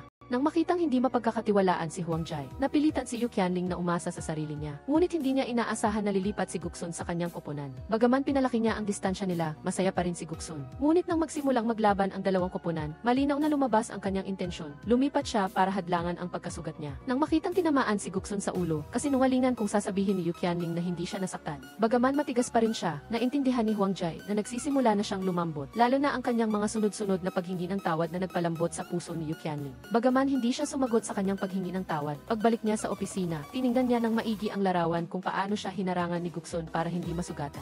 Lalo na nang imbitahan siya ng kanyang kaibigan sa laro na maglaro. Kahit na sa labas ay pinupunan niya si Guksun, nang magsalita siya ng kaunting pagtatanggol, sa huli ay pumayag din si Yukianling. Tahimik lang si Guksun, ngunit malinaw na ipinapakita ng kanyang mga mata ang kanyang iniisip. Sa huli, dahil sa kanilang magandang pagtutulungan, nakuha pa nila ang ulo ng kalaban. Masayang masaya si Yukianling dahil sa pagkapanalo. Kaya't gusto rin ni Guksun na magkwentuhan habang mainit pa ang sitwasyon. Ngunit umalis na si Yukianling kaya hindi niya nakita ang mensahe. Wala nang nagawa si Guksun kundi tahimik na sundan siya. Kaya't pinuntahan ni Guksun si Jayang Junan at hiniling sa kanya na iayain si Yukianling lumabas. Lumabas na gusto niya itong imbitahan sa hapunan. Ngunit hindi niya inaasahan na ang sinabi ni Yukianling ay magpapahiya kay Guksun. Serbidor, pakidalhin po ang isang bungkos ng kulantro. Salamat. Nakita ni Guksun na kinakain ni Yukianling ang kulantro na parang ito ang pangunahing ulam, kaya sinimulan niya ring magpakita ng pagiging mapagmalasakit sa pamamagitan ng pagbubuhos ng tubig para sa kanya. Ngunit hindi siya nakakuha ng tugon mula rito. Wala nang nagawa si Guksun kundi humingi ng tulong sa kanyang kaibigan at hiniling niya kay Jayang Junan na ibigay ang tubig kay Yukianling. Dapat sabihin na kung magpakasal sila sa hinaharap, si Jayang Junan ay dapat umupo sa mesa ng pamilya ng lalaki. Nang banggitin ni Guksun ang karakter na iginuhit ni Yukianling sa laro, nagsimula siyang maging interesado. Pinag-usapan nilang dalawa kung sino ang nababagay sa karakter ni Lin Sai sa laro at bigla silang naging kakaibang magkasundo na kahit si Jayang Junan ay hindi makahabol sa usapan.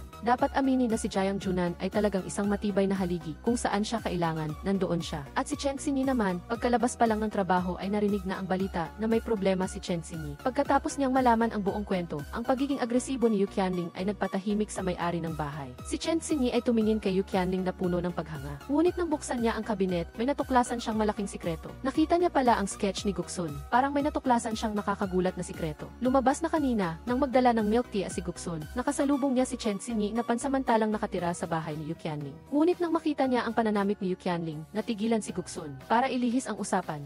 Kinuha niya ang biniling milk tea at ibinigay kay Yukianling, ngunit tinanggihan niya. Sa huli, ang labanang ito ay nagliyab kay Chen Xinyi. Bilang isang asawang mapagmahal, si Guksun ay sumunod lang kay Yukianling. Dumating si Chen Xinyi sa bahay bilang bisita, kaya paano siya mawawala? Talagang marunong magsalita si Guksun. Sa isang pangungusap lang na at dumating sa bahay bilang bisita, na ipagtibay niya ang kanyang posisyon bilang may-ari ng bahay. Pagkatapos, kailangan pa niyang tingnan kung nasisiyahan ba ang may bahay. Nang makita ni Chen Xinyi ang milk tea na dinala ni Guksun, ay napansin siyang kakaiba. Dahil ang milk tea na ito ay mula sa isang sikat na tindahan na karaniwang kailangan mong pumila ng 2 oras para makabili. Para pigilan si Chen Xinyi na mag-isip ng sobra, dali-daling umalis si Yukianling. Lumabas na si Guksun ay dumating para ibigay ang is. Tinulungan si Yukianling na ihanda ang paraan ng pakikipagtulungan kay Lingyu. Ngunit nang makita niyang nangangailangan ng password ang is, ayaw man ni Yukianling ay tinanong niya si Guksun. Hindi niya inaasahan na ang lalaking mabilis sumagot ng mensahe noon ay nagpapaka-choosy ngayon. Ngunit sa pag-iisip, naramdaman niyang si Guksun ay nagpapakawalang hiya. Nang inilagay ni Yukianling ang ihipatawarin mo siya, nabuksan ang is. Dapat sabihin na si Guksun ay napakagaling. Ngunit para kay Yukianling, ito ay parang isang time bomb. Bilang ganti kay Guksun, naghanda rin si Yukianling ng material tungkol kay Lingyu para ipakita sa kanya. Ngunit hindi niya inaasahan na mali ang password na inilagay niya. Nang makita ito, nagtaka rin si Guksun. Tiwala siyang inilagay ang Kixiao Muhua, ngunit mali. Sumunod ay girlfriend, ngunit mali pa rin. Sa sandaling iyon, naramdaman ni Guksun ang pagkatalo. Sa huli, inilagay niya ang parirala na ayaw niyang ilagay. Saka lang nabuksan ang EXT. Dapat sabihin na iba talaga ang labanan ng mga eksperto. Sa huli, natalo rin siya sa ilalim ng kapangyarihan ni Yukianling. Kinabukasan, paggising pa lang ni Guksun ay kumatok na agad siya sa pinto ni Yukianling. Lumabas na kanina, nakatanggap siya ng tawag mula kay Jayang Junan. Nalaman niya na maaaring makuha ni Boss Jayang ang Lingyu na kalaban nila. Lumabas na kahapon nang gumawa si Yukianling ng demo para sa Lingyu, aksidenteng nakita ito ni Boss Jayang. Kaya't para makuha ang Lingyu, nauna na siyang kumilos. Samantala, abala pa rin si Yukianling sa pag-iisip dahil kailangan niyang sumakay ng eroplano. Ngunit hindi niya alam na palihim na in-upgrade ng kanyang kaibigan. Kwarto para sa akin. Lumabas na mula nang makita ni Chen Xinyi ang drawing ni Guksun sa aparador. Sinimulan na niyang itulak ang dalawa para maging magkasintahan.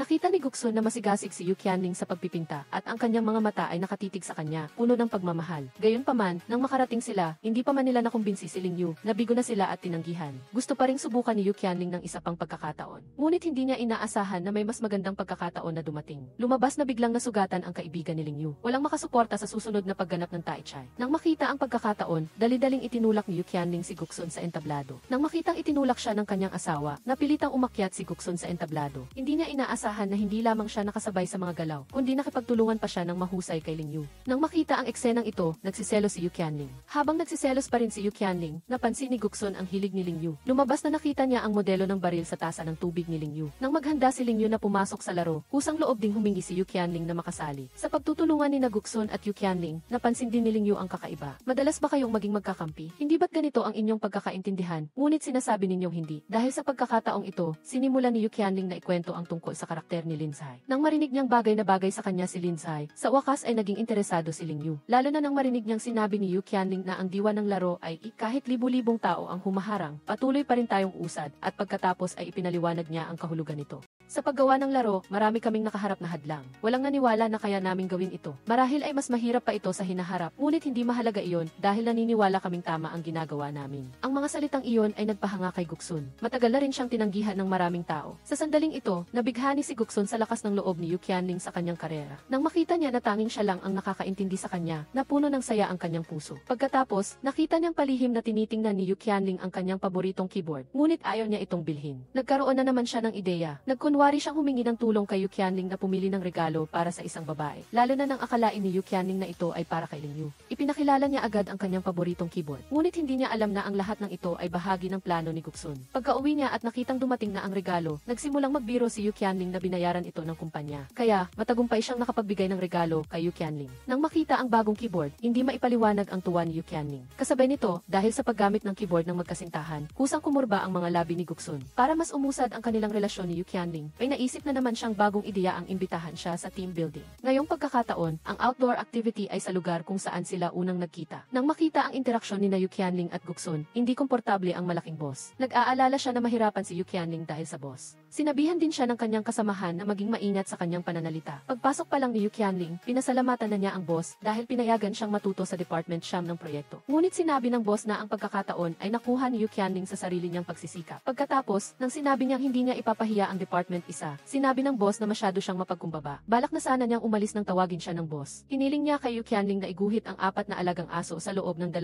araw. Lumabas na ito ang pangunahing proyekto ng Department Isa. Upang maging maganda ang pagguhit ng mga alagang hayop ng 4 na pangunahing lalaki, maingat niyang sinabi na napakaliit ng oras. Dapat sabihin na tila tinatarget na si Yu Qianling ng boss. Mabilis na dumating ang araw ng team building. Nagsimula na ring maging usisero si Jiang Junan. Mapaibig kaya ni Guksun si Yu Qianling. Ngunit sa sumunod na segundo, nanahimik siya. Lumabas na nakita niya ang babaeng nakapagpatibok ng kanyang puso. Kanina lang ay idineklara niyang hindi niya kailangan ng koponan, na kaya niyang lumaban ng 1-0 tao ng mag-isa. Ngunit hindi niya akalain na babawiin niya ang kanyang sinabi nang marinig niyang gusto ng babae na sumali sa koponan. Ang eksenang ito ay nagpasakit sa puso ni Chen Xingyi, na lihim na may gusto kay Jiang Junan. Lalo na nang bumunot sila ng mga koponan, nagpasimuno na naman si Jiang Junan. Nang makita niyang hawak ni Yu Qianling ang asul na card, agad niyang itinapon ang kanyang pulang card. Pagkatapos ay nakipagpalit pa siya ng card kay Guksun. Gusto niya sana na magkasama sila sa iisip na koponan. Ngunit hindi niya inaasahan na ang binunot ni Chen Xingyi para kay Yu Qianling ay pulang card. Ang asul na card ay pinulot lang niya para sa iba. Nang makita si Su Zeng, ang lihim na umiibig kay Yu Qianling ay nasa parehong koponan nila. Nagalit si Guksun. Ang tulong na ito ay maituturing na isang pagkatalo. Lalo na nang makita niya ang interaksyon ni Su Zeng at Yu Qianling, lalo siyang nagalit. Para paghiwalayin sina Su Zeng at Yu Qianling, palihim na inatake ni Jiang Junan at Guksun si Su Zeng para matapos ng maaga ang kanyang bahagi. Para maging kakampi ni Yu Qianling, balak ni Guksun na makipagpalit ng koponan kay Chen Xingyi, na nagdahilan na ang koponan nito ay puro mga baguhan. Dahil sa kanilang magandang pagtutulungan, pinabagsak nila ang bawat kalaban. Kung saan man naroroon si Yu Qianling, siguradong may nagpapa-impress na Guksun. Para mapasaya si Yu Qianling, nagdaya pa si Guksun. Ha, ganoon din ba iyon, kuya? Sa tabi ni Yu Qianling, isa siyang ganap na maliit na lalaki. Nagpakitang gilas siya bilang isang inosenteng bata, ngunit ang kapalit ay ang panlilisik ng mata ni Yu Qianling. Kasabay nito, nang makita ni Jiang Junan na nahihirapan ang babaeng gusto niya, agad niyang iniwan si Chen Xingyi. Nang makita niyang nalulugi ang kanyang kaibigan, para matulungan siyang makakuha ng katarungan, pinangunahan ni Yu Qianling si Chen Xingyi para pabagsakin si Jiang Junan. Ngunit bago siya bumagsak, humingi pa rin siya ng wechat ng babaeng iyon. Nang makita ito, hindi na rin nakayanan ni Guksun. Agad siyang binaril ng sunod-sunod si Jiang Junan. Pagkatapos, sa party ng grupo, naging isang maliit na lalaki na naman si Guksun. Nang makita ang magandang kapaligiran ng Department Siyam, kusang humanga si Yu Qianling. Nang marinig si Yu Qianling na nagsalita, binago ni Guksun ang tikayo sa tayo. Bagaman part-time lang si Yu Qianling, bahagi pa rin siya ng departamento. Nang makita ito, inanyayahan siya ng kanyang kasamahan na sumali sa Department Siyam ng proyekto. Ngunit habang nag-iisip pa siya, pa, biglang dumating si Boss Jiang. Nang makita niyang dumadalo si Yu Qianling sa party ng ibang departamento, walang dahilan na nagalit si Boss Jiang. Nang marinig niyang sinisigawan ang taong mahal niya, hindi na mapakali si Guksun.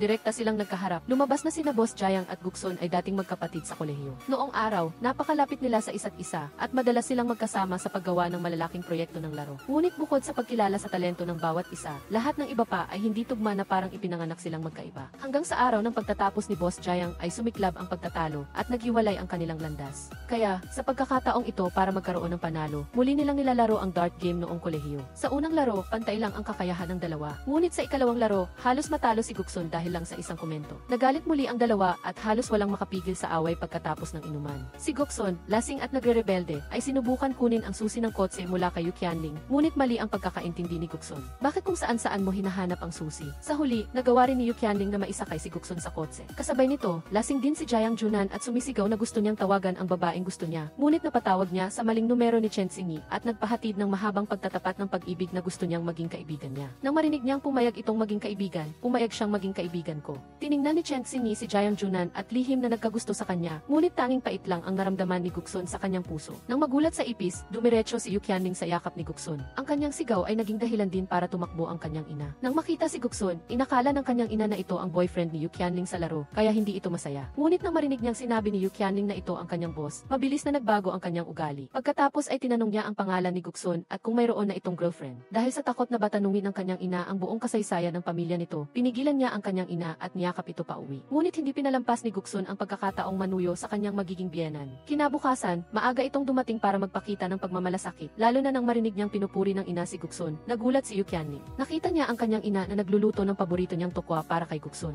Nagdududa si Yu Qianling sa kanyang buhay. Sa pagtingin sa interaksyon ng dalawa, naramdaman niyang hindi siya tunay na anak. Ngunit nang makita ng ina niya si Guksun na kinukuha ang Yutiao para sa kanya, bigla niyang naalala ang eksena kung paano siya niligawan ng kanyang ama noon. Nang marinig niyang nagtapos siya sa Noisa West City High School, agad na nagpakita ng interes si Guksun. Dapat sabihin na nakuha ni Guksun ang loob ng kanyang ina. Pagkatapos, nagkaroon siya ng isang malakas na kakampi sa pagliligaw sa kanyang asawa. Nagpalitan pagkatapos ang dalawa ng contact number. Sa pagtingin sa malalim na pagganap ni Guksun, tinukso rin siya ni Yu Qianling na sapat na siya para sa isang Oscar Award. Nang makita niyang aalis na ang ina ni Yu Qianling, nagmamadaling sinabi ni Guksun na maaari niya itong ihatid. Pauwi, tinitigan niya ito at pakiramdam niya ay may binabalak ito sa kanya. Nag-aalala pala si Guksun dahil sa promotion ni Yu Qianling. Para mapanatili siya sa unang proyekto ng departamento, direktang ginawa siyang team leader ng art department ni Guksun. Ngunit matigas ang ulo ni Guksun, naniniwala siyang babalik si Yu Qianling sa kanyang departamento. Kaya nagpustahan silang dalawa. Nang ma-realize ang panganib, nagmamadaling tumakbo si Yu Qianling pauwi. Paglabas niya ng elevator, namatay ang ilaw. Sobra ang takot ni Yu Qianling at wala siyang choice kundi humingi ng tulong kay Guksun. Para malaman kung may sumusunod sa kanila, dinala ni Guksun si Yu Qianling sa monitoring room ng residential area. Iniisip na mahahanap niya ang suspect. Ngunit sinabi ng gwardiya na may virus ang computer at hindi konektado ang camera. Dahil sa kawalan ng paraan, iminungkahi ni Guksun na i-report sa pulisya.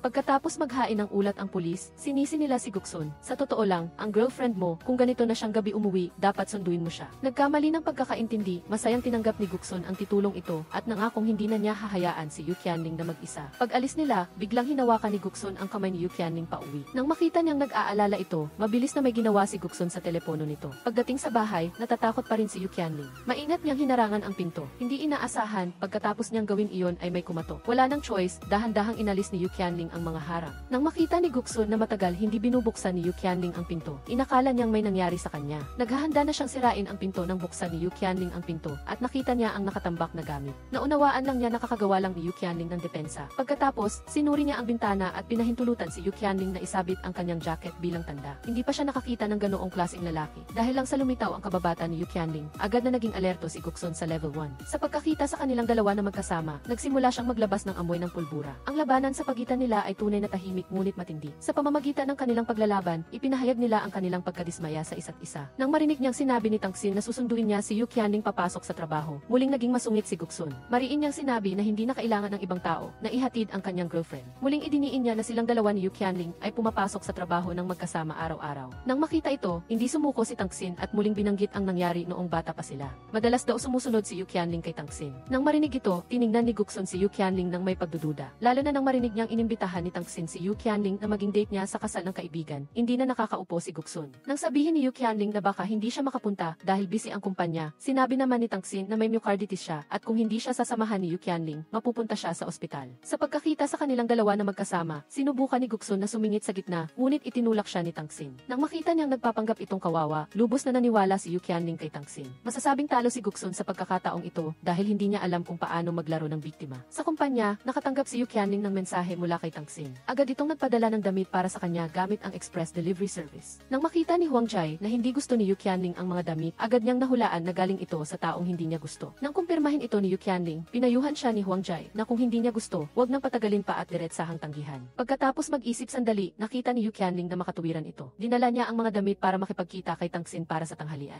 Nang hindi makita si Yu Qianling sa tanghalian, nagpanggap si Guksun na walang pakialam na tanungin si Huang Jai tungkol kay Yu Qianling. Nang makuha ang impormasyon, pumunta si Guksun sa Japanese restaurant. Nang makita ang anino ng dalawa, dumiretso siya sa kanilang kinakainan. Sa pagkakita sa mga kilos ni Guksun, puno ng pagdududa si Yu Qianling. Nang makita niyang nag-order si Tangxin ng Japanese food para kay Yu Qianling, itinulak ito ni Guksun at nag-order ng isang plato ng cilantro para sa kanya. Sa pagkakataong ito, malaking panalo si Guksun. Hindi sumuko si Tangxin. Hinila niya si Yu Qianling at bilang isang nakatatandang kapatid, pinaalalahanan siyang maging matalino sa pagpili ng tao. Nang marinig niyang sinisiraan siya ni Tangxin, nagkunwari si Guksun na nasasaktan at umupo sa tabi niya. Dapat sabihin na lalo siyang gumagaling sa pagganap ng papel na ito. Pagkatapos, sinabi niya na hinahangaan niya ang kanilang pagkabata. Idiniin niya na wala siyang kaibigan mula pagkabata at hindi marunong makipag-usap sa mga babae. Dahil sa eksenang ito, gusto nang magalit ni Tangxin. Kasabay nito, kinurot ni Yu Qianling ang hita ni Guksun. Kahit masakit, hindi pa rin niya binitawan ang kamay nito. Nang lumabas si Yu Qianling para sagutin ang telepono, bumalik sa normal si Guksun. Tiningnan niya ang mga damit na ipinadala ni Tangxin.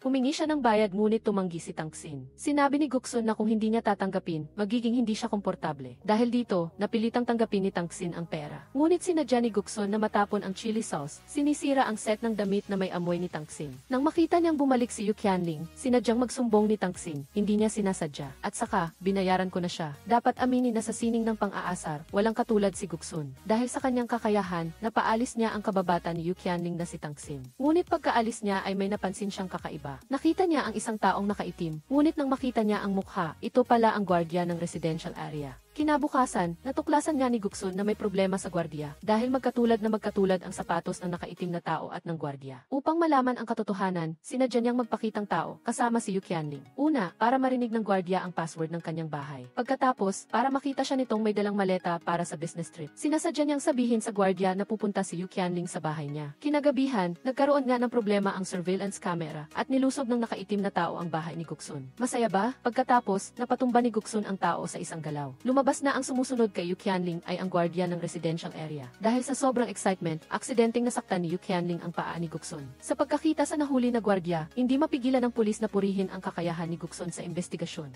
Pauwi, nang makita ni Yu Qianling na tinatawagan ng kanyang biyenan si Guksun, nagulat siya, ngunit nang marinig niya ang boses ng kanyang ina, naramdaman niyang ang paraan ng pagpapangalan ni Guksun sa contact ay nakakalito. Nang makita niyang gumalaw ang balikat ni Guksun, nahulaan ni Yu Qianling na baka nasugatan ito, kaya pagdating sa bahay ay agad niya itong pinahid ng gamot. Bagaman pinagalitan niya ito dahil sa kawalan ng pag-ingat, nag-aalala naman siya sa loob. Nang makita niyang sinubukan si Guksun na samantalahin ang pagkakataon para asarin siya, naging mataray muli si Yu Qianling. Ang dalawa ay parang isang magkasintahan na nag-aaway. Matapos tulungan si Yu Qianling na suriin ang bintana at kumpirmahing ligtas ito, umalis na sana si Guksun. Sa pagtingin sa likod niya, tinanong ni Yu Qianling ang sarili kung gusto ba siya nito, ngunit agad niyang inalis ang ideyang iyon. Sa kumpanya ng kaibigan, lumabas sa text messages sa laro na. Naisipagyabang ni Jiang Junan ang kanyang girlfriend sa lahat. Ang balitang ito ay nagpagulat kay Yu Qianling at dali-dali siyang tumayo at tumawag kay Chen Xinyi. Nang makita niya si Jiang Junan at Feng Ruru na magkasama, hindi rin naging komportable si Yu Qianling. At si Xiao Mai, sa wakas ay nalaman na si Xiao Mahua. Dahil kay Chen Xinyi, pinuri ni Yu Qianling si Xiao Mai na mas magaling maglaro kaysa kay Jiang Junan. Nang makita niya si Jiang Junan na ipinagyayabang ang kanyang girlfriend kung saan-saan, nagsimulang pagparesa ni Xiao Mai si Guksun at Yu Qianling. Para maging masaya ang kanyang mga kaibigan, nagmamadaling tumakbo si Xiao Mai sa banyo. Nagpatuloy si Guksun sa pagpapakita para makuha ang atensyon. Nagpakita ng iba't ibang uri ng panunuyo. Nakalulungkot, tinanggihan lang lahat ni Yu Qianling. Sa oras na ito, dinalhan siya ni Su Zeng ng pepper spray. Nag-alala siya na baka muling masundan si Yu Qianling. Kahit na nahuli na ang masamang tao, binigyan pa rin niya ito ng isang bote para depensahan ang sarili. Nang makita ni Guksun na mayroong ibang taong umaakit ng atensyon ni Yu Qianling, hindi siya nagpatalo. Nagsimula siyang magsalita ng masama tungkol sa pepper spray. Nang makita niyang tinatanggap ni Yu Qianling ang regalo ni Su Zeng, muling gumawa ng plano si Guksun para talunin ito. Sa paglalaro, nakatanggap si Jiang Junan ng senyales at iminungkahi niyang maglaro sila ng itotoo o mali. Bawat isa ay mailimang buhay. Sa simula pa lang, naging dahilan na si Guksun para mawala ng isang daliri ang lahat. Ngunit nang marinig niyang si Su Zeng ay nanalo na ng premyo sa calligraphy ng kabataan, humanga si Yu Qianling. Nagmadaling ipinagyabang ni Guksun na mas mataas siya sa 187 sentimetro para makuha ang atensyon nito. Pagkatapos ng ilang rounds ng laro, kitang-kita na nangingibabaw si Su Zeng. Napakalakas na halos isang daliri na lang ang natira kay Guksun. Para hindi matalo, ginamit ni Guksun ang kanyang huling alas, wala pa akong nakarelasyon. Hindi pa nakikita ni Guksun na malapit na siyang matalo, nagbigay ng ideya si Jiang Junan. Dahil sa tulong ng lahat, nanalo si Guksun. Tiningnan niya si Su Zeng ng puno ng paghamon. Para pigilan si Su Zeng na umamin kay Yu Qianling, niyakap siya ni Guksun at kinuha ang kanyang telepono. Pagkatapos mag-selfie, naubusan ng baterya ang telepono. Kaya naman, sinadya ni Su Zeng na lumabas para manghiram ng power bank. Hindi niya alam na pagkatapos tapusin ni Guksun ang pagtitipon na ito, para masiguro ang kaligtasan ni Yu Qianling, binigyan siya ni Guksun ng isang set ng 3 gamit. Ang una ay ang magnetic door. Pwede itong konektado sa telepono at anumang oras ay malalaman ang mga nangyayari sa labas ng pinto. Nang marinig ni Yu Qianling na may ingay, tinanong niya kung paano kung wala siya sa bahay. Nagmungkahi si Guksun na ikonekta ito sa kanyang telepono. Ngunit naramdaman ni Yu Qianling na kakaiba ito, kakaiba. Para itong panghuli ng third party. Nang makita ito, hindi nagalit si Guksun. Kinuha niya ang alarm sa pagtagas ng tubig at ang baseball bat. Nang makita ang pagiging maalalahanin ni Guksun, hindi napigilan ni Yu Qianling na tuksuhin siya. Si Guksun at ang lola ko ay parehong maalalahanin. Kailangang sabihin na ang paraan ng kanilang pagsasama ay talagang parang magkasintahan. Kinabukasan, pagdating sa kumpanya, muling naharap si Yu Qianling sa isang hamon dahil hindi naging maganda ang koordinasyon ng oras ng dalawang departamento. Naresulta ito sa problema sa pagkuha ng larawan ni Ling Yu. Sinisi niya ang sarili para maisalba ang pinsala. Tinalakay din ni Yu Qianling ang solusyon kay Fan Xing. Para punan ang nawawalang bahagi ng paggalaw ni Ling Yu, iminungkahi ni Yu Qianling ang optical motion capture. Dahil sa pakikipag-usap ni Yu Qianling sa iba't ibang paraan, sa wakas ay natapos din ang motion capture ni Ling Yu. Pagkatapos, nangako rin si Yu Qianling kay Guksun na aayusin niya ang oras sa hinaharap na nangangahulugang kailangan niyang gumawa ng desisyon. Pag-uwi, nagkaroon ng conflict si Yu Qianling dahil sa sinabi ni Guksun. Hindi niya alam kung dapat ba siyang pumunta sa departamento ng proyekto Sham. Kinabukasan, gumamit pa siya ng paraan ng paghagis ng barya para magpasya. Ngunit hindi niya inaasahan na mapupulot ng boss ang barya na itinapon niya. Nalaman pala ni Guksun ang lahat ng sinabi ni Yu Qianling sa sarili niya kanina. Sa pagkakita sa litong mukha ni Yu Qianling, sinabi rin ni Guksun na ang paghahagis ng barya ay hindi ang huling resulta. Hanggat ang ginagawa mo ay sinusunod ang iyong puso, hindi mahalaga ang iba pa. Sa pagtingin sa barya ang mahigpit na hawak niya sa kamay, sa wakas ay nakapagpasya si Yu Qianling. Ngunit nang sabihin niya kay Guksun na gusto niyang umalis, hindi niya inaasahan na tatanggihan siya nito. Dahil sa pagtanggi, kahit kumakain ay wala siyang gana. Si Jiang Junan, na nasa likod niya, ay nakarinig na gusto ni Yu Qianling na lumipat sa Project Department 9, kaya ipinaalam niya ito. Nang makita si Yu Qianling na ganoon ang kalagayan, tinanong din ni Jiang Junan kung kailangan niya ng tulong. Ngunit sa pagkakataong ito, tumanggi si Guksun. Dahil naniniwala si Guksun na kayang sumali ni Yu Qianling sa Project Department 9 sa sarili niyang kakayahan at hindi nagtagal ay nagkaroon nga siya ng pagkakataong ito. Lumabas na inimbitahan ni Wu Minghua si Yu Qianling na dumalo sa offline gathering ng mga pintor at nagbigay pa ng pirma ni Wu Minghua kay Huang Jai. Tuwang-tuwa si Huang Jai at napabulalas na gusto ni Guksun na makipag-ugnayan kay Wu Minghua, ngunit walang shortcut. Hindi niya alam na ang walang ingat na komento ni Huang Jai ay nagbigay kay Yu Qianling ng ideya. Lumabas na gusto niyang tulungan si Guksun na pirmahan ang kontrata kay Wu Minghua. Kailangang ipahayag ang proyekto ng Cupid at si Wu Minghua ang pinakamahusay na kandidato. Kaya, umalis si Yu Qianling sa Project Department 1. Kasabay nito, matagal nang naghihintay si Guksun kay Yu Qianling. Nang makita niya si Guksun na nakabukas ang mga kamay, inakala ni Yu Qianling na yayakapin siya nito. Ngunit hindi niya inaasahan na kukunin lang ni Guksun ang kanyang kahon ng gamit. Pagdating ng dalawa sa pintuan ng Project Department 9, agad na dinalhan ni Su Zeng ng sariwang bulaklak si Yu Qianling. Para pigilan ang dalawa, sinadya ni Guksun na sumingit sa pagitan nila. Nang makita ang interaksyon ng dalawa, nagalit siya, ngunit wala siyang magawa. Upang ipakita ang kanyang presensya, binanggit din ni Guksun ang tungkol sa pustahan. Ngayong nasa Project Department 9 na si Yu Qianling, ibig sabihin ay panalo siya. Kaya, iminungkahi ni Guksun na samahan siya ni Yu Qianling sa isang lugar. Tinawag niya ang may-ari ng bahay, ngunit walang pakialam, at ang repairman naman ay tapos na sa trabaho. Walang magawa, kaya, kinailangan ni Yu Qianling na hanapin ang kanyang kasama sa bahay para humingi ng pahintulot na makituloy, ngunit umuwi na pala ito sa probinsya. Para hindi matulog sa labas, wala nang magawa si Yu Qianling kundi kumatok sa bahay ni Guksun. Matapos niyang suriin, kinumpirma niya na naubusan ng baterya ang password lock. Nang marinig niyang gustong mag-hotel ni Yu Qianling, ngunit naiwan niya ang kanyang sa bahay. Dali-daling inanyayahan ni Guksun si Yu Qianling na manatili sa kanyang bahay. Ngunit nang makita niyang kinuha nito ang pink na tsinelas, nagselos si Yu Qianling at diretsahang sinabi na mas gusto niya ang isang pares ng tsinelas na mas malaki ng isang sungkat. Parehong matigas ang ulo ng dalawa, ngunit hindi nila inaasahan na pagkatapos ay makakahanap sila hindi lang ng magkapares na baso kundi pati na rin ng yakap na unan ng magkasintahan. Nang matapos si Yu Qianling maghilamos, inanyayahan din siya ni Guksun na manood ng horror movie. Kailangang aminin na talaga siyang tuso at mapanood. Qianling lang. Kitang-kita ang pagiging tensyonado ni Yu Qianling sa eksena. Ngunit hindi niya inaasahan na sisimula ni Guksun ang kanyang taktika. Nang hindi gumana ang taktikang iyon, ginamit niya muli ang lumang taktika. Anong ginagawa mo? Napakahina ng boses mo. Para ligawan ang kanyang asawa, talagang mapanlin lang si Guksun. Dahil sa nakakatakot na eksena, nagsimula ring matakot si Yu Qianling. Ngunit nang sabihin ni Guksun na lumapit siya, nagkunwari siyang hindi siya natatakot. Tuwang-tuwa si Guksun nang makita niyang napakabendisyon ng kanyang plano. Hindi niya maipaliwanag ang kanyang kaligayahan.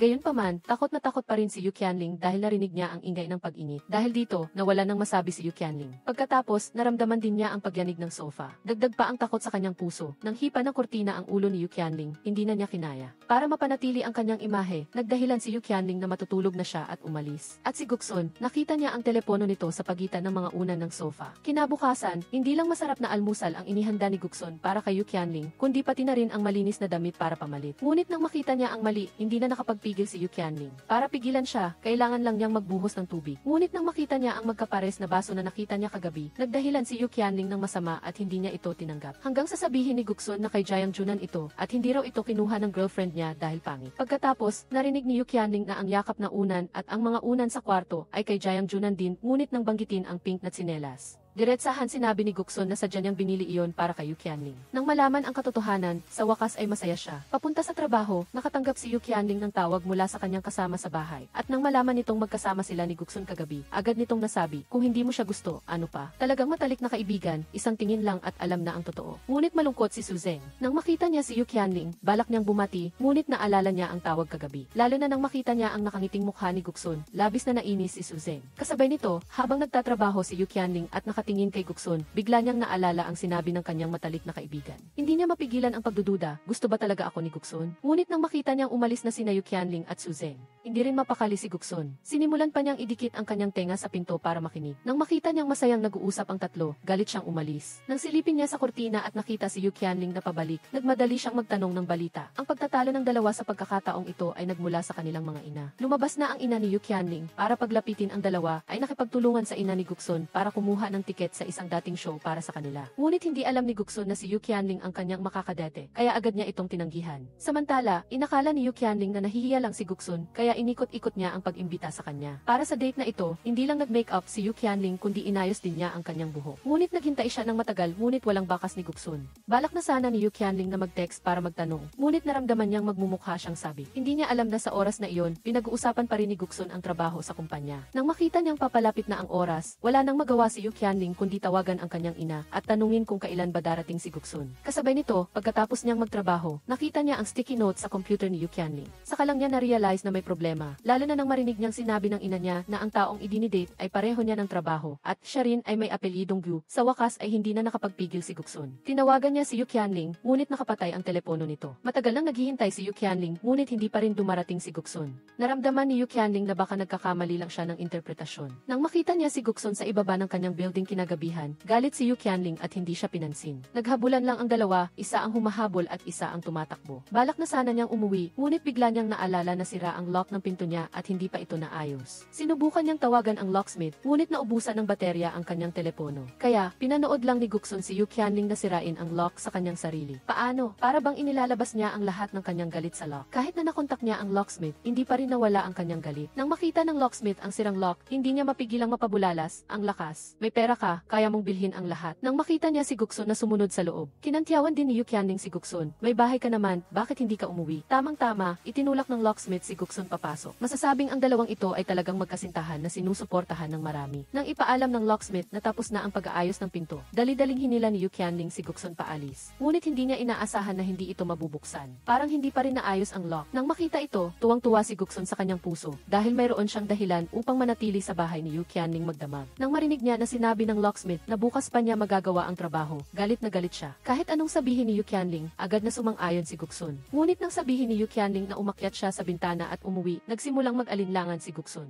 Wala na siyang magawa kundi patuloy na humingi ng tawad. Hanggang sa aksidente siyang matisod sa libro. Dahil sa pagkakaintindi niya sa pag-ugali ni Yu Qianling, nagsimulang humingi ng tawad si Guksun ng taos puso. Sa wakas, naresolba rin ang pagtatalo ng dalawa. Dahil lang sa nanatili siya sa bahay ni Yu Qianling magdamag, natural lang na ituring niya ang sarili bilang may-ari ng bahay. Simula kagabi, nang makita niya ang larawan na ipininta ni Yu Qianling sa kanya sa wardrobe. Sa wakas ay naintindihan niya kung bakit ito galit kanina. Naalala niya ang pagkakataon na tinanggihan niya ang pagtatapat ni Yu Qianling sa harap ng buong paaralan. Sa sandaling ito, labis siyang nakonsensya. Kinabukasan, nang makita niya si Guksun na mahimbing na natutulog, nag-online na ang e-fangirl na si Yu Qianling.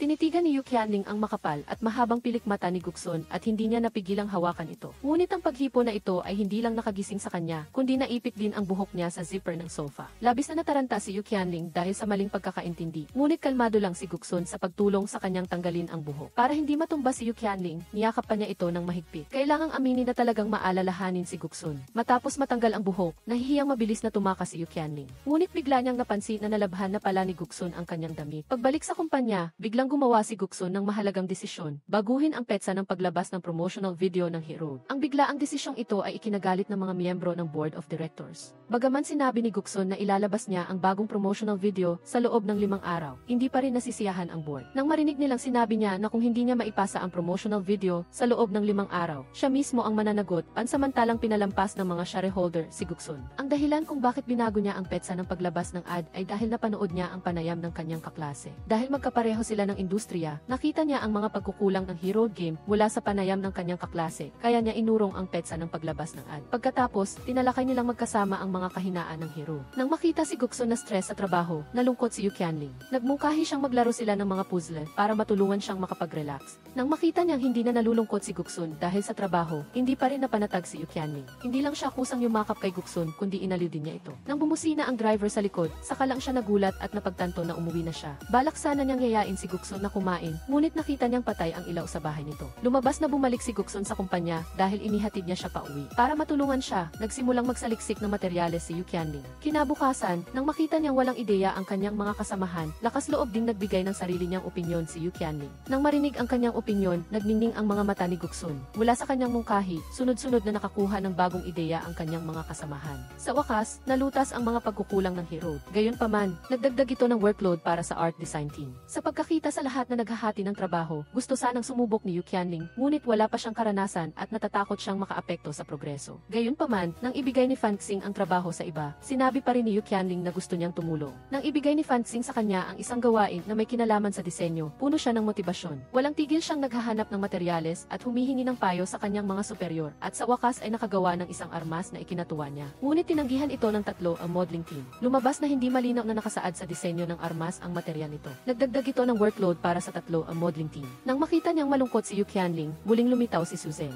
Pagkatapos sabihin na marunong siyang magnegatibo, 3 modeling at pwede siyang tumulong, malapit na sanang tignan ni Yu Qianling nang makita niya si Guksun at Jiang Junan na nagbabangayan. Tinanggihan ni Yu Qianling ang dalawa, pagkatapos ay narinig niya si Su Zeng na nagtanong kay Yu Qianling kung gusto niyang uminom ng tsaa. Napansin ulit ni Yu Qianling na hindi maganda ang kapaligiran sa pagitan ng dalawang lalaki. Nagdahilan siya na mayroon siyang ideya at kumaripas ng takbo. Pagkatapos ng pagbabago, natugunan nila sa wakas ang mga kinakailangan ng 3 modeling team. Handa na ring ilabas ang commercial para sa game na Hero's Path. Bagaman pagod ang lahat, punong-puno sila ng pakiramdam ng tagumpay. Ngunit paglingon, nakita ni Yu Qianling si Guksun na umiinom ng gamot. Natatakot na makasama sa kalusugan ni Guksun ang labis na pagpupuyat. Mabilis din niyang hinawakan ang noo nito. Sa wakas ay naglakas loob si Yu Qianling na magboluntaryong maging super. Nakaramdam siya ng awa nang makita si Guksun na mahimbing na natutulog. Para bigyan siya ng mas mahabang tulog, umikot-ikot siya sa pagmamaneho. Ngunit dahil sa malaking pagliko, nasira niya ang pampublikong ari-arian. Sa kabutihang palad, humingi kaagad ng paumanhin at nagbayad ng danyo si Guksun, kaya naayos ang lahat. Hindi inaasahan, nag-alok si Yu Qianling na bayaran ang kalahati ng danyos. Lubos na nalito si Guksun. Nang makita ni Yu Qianling na naaalala pa ni Guksun ang mga sinabi niya nang lasing siya, nalaman niya na nagkunwari lang pala itong lasing noong oras na iyon. Samantala, naghiwalay sina Jiang Junan at Jiang Yishi dahil hindi niya kayang balansihin ang trabaho at pag-ibig. Nang makita ni Chen Xingyi na minamaliit niya ang sarili dahil sa heartbreak, hindi na siya nakaupo ng payapa. Para palakasin ang loob niya, sinabihan niya itong sipain ang mga lobo para mailabas ang kanyang emosyon na nakapagpabuti sa mood ni Jiang Junan. Sa simula ay nahihiya pa siya, ngunit habang sunod-sunod na sumasabog ang mga lobo, unti-unting gumaan ang pakiramdam ni Jiang Junan. Ngunit pagdating sa kumpanya kinabukasan, nakatanggap si Guksun ng masamang balita. Ang display area para sa Hero's Path ay kinuha na ni Boss Jiang. Nalaman na kakapublish lang ng matchmaker ni Boss Jiang na sa loob ng mahigit 10 oras, daan-daang libong tao na ang nag-top up. Dahil sa kita ng kumpanya, napilitan silang isuko ang Hero's Path. Para hindi masayang ang pagsisikap ng buong team, nagdesisyon din si Guksun. Nalaman na maaga niyang ilalabas ang advertisement ng Hero's Path. Sa ilalim ng pagsubaybay ng lahat, opisyal na inilabas ang commercial ng Hero Spa. Sa sandaling inilabas ito, marami na agad ang nagkagusto rito. Tuwang-tuwa ang lahat nang makita ang mga positibong komento, ngunit hindi nasiyahan ang boss. Nalaman na gusto ni Guksun na gumamit ng mas malaking espasyo sa display area para ipahayag na hindi lang sila gagawa ng tatlo, ngunit lilikha din ng tatlo. Tahimik ang boss nang marinig ang sinabi ni Guksun dahil ang kanyang ideya ay nagkataong tugma sa kanyang sarili. Nang lumabas si Guksun, kinabahan ang lahat, natatakot na hindi nila makuha ang display area, ngunit hindi inaasahan, isang pangungusap na nagpapakita ng paglalaan ng oras at pag-aayos ng display area ni Guksun ang nagpakalma sa lahat. Lahat ay sabik na nagpunta sa direksyon ni Boss Jayang at nagtalo ang dalawang panig tungkol sa issue ng exhibition area. Nang makita nilang umalis ang mga tao mula sa Project 1, lahat ay natuwa. Pagkatapos panoorin ang promotional video ng Cielo, sa wakas ay pinuri ni Boss Jayang si Guksun sa pamamagitan ng pagpalakpak. Si Guksun ang lumikha at ang laro ay nakakuha rin ng iba pang mga tagahanga. Nang makita ang kanyang karibal na lumitaw, si Chen Xinyi ay lumabas din kakagaling lang niya sa pagpapaalis ng dalawang karibal at nakita niyang si Guksun ay napalibutan muli ng ibang babae. Nagselos siya at sinubukang paghiwalayin sila sa pamamagitan ng paglalaro. Hindi siya nababagay sa dalaga. Nang magsimula ang pagsusulit, lumitaw muli si Su Zeng na nagpaselos kay Guksun, lalo na nang marinig niya si Yu Qianling. Maghihiwalay ang pagiging single sa loob ng 3 araw. Nagmamadali silang pareho. Nang makita niya ang naglalagablab na tingin sa kanilang mga mata, pakiramdam niya ay hindi maganda. Ngunit sa daan pa uwi, sinadyang banggitin ni Yu Qianling ang pagsusulit kanina. Balak sana niyang ipahiwatig kay Guksun na magtapat ng pag-ibig, ngunit hindi naintindihan ni Guksun ang ibig sabihin ni Yu Qianling. Hindi niya alam na matagal na niyang inihanda ang pagtatapat ng pag-ibig. Upang makagawa ng sorpresa, pinapunta niya si Yu Qianling sa itaas. Nang makita niya ang sorpresa sa harap ng kanyang mga mata, labis siyang natuwa. Tumingin siya sa paligid upang hanapin si Guksun, ngunit si Su Zeng ang dumating. Nang makita na siya iyon, agad siyang nadismaya. Nang makita ang pag-aalinlangan ni Yu Qianling, nahulaan na ni Su Zeng ang kanyang sagot. Kahit malungkot, hindi siya nagsisi dahil sinubukan niya ang kanyang makakaya para sa pag-ibig.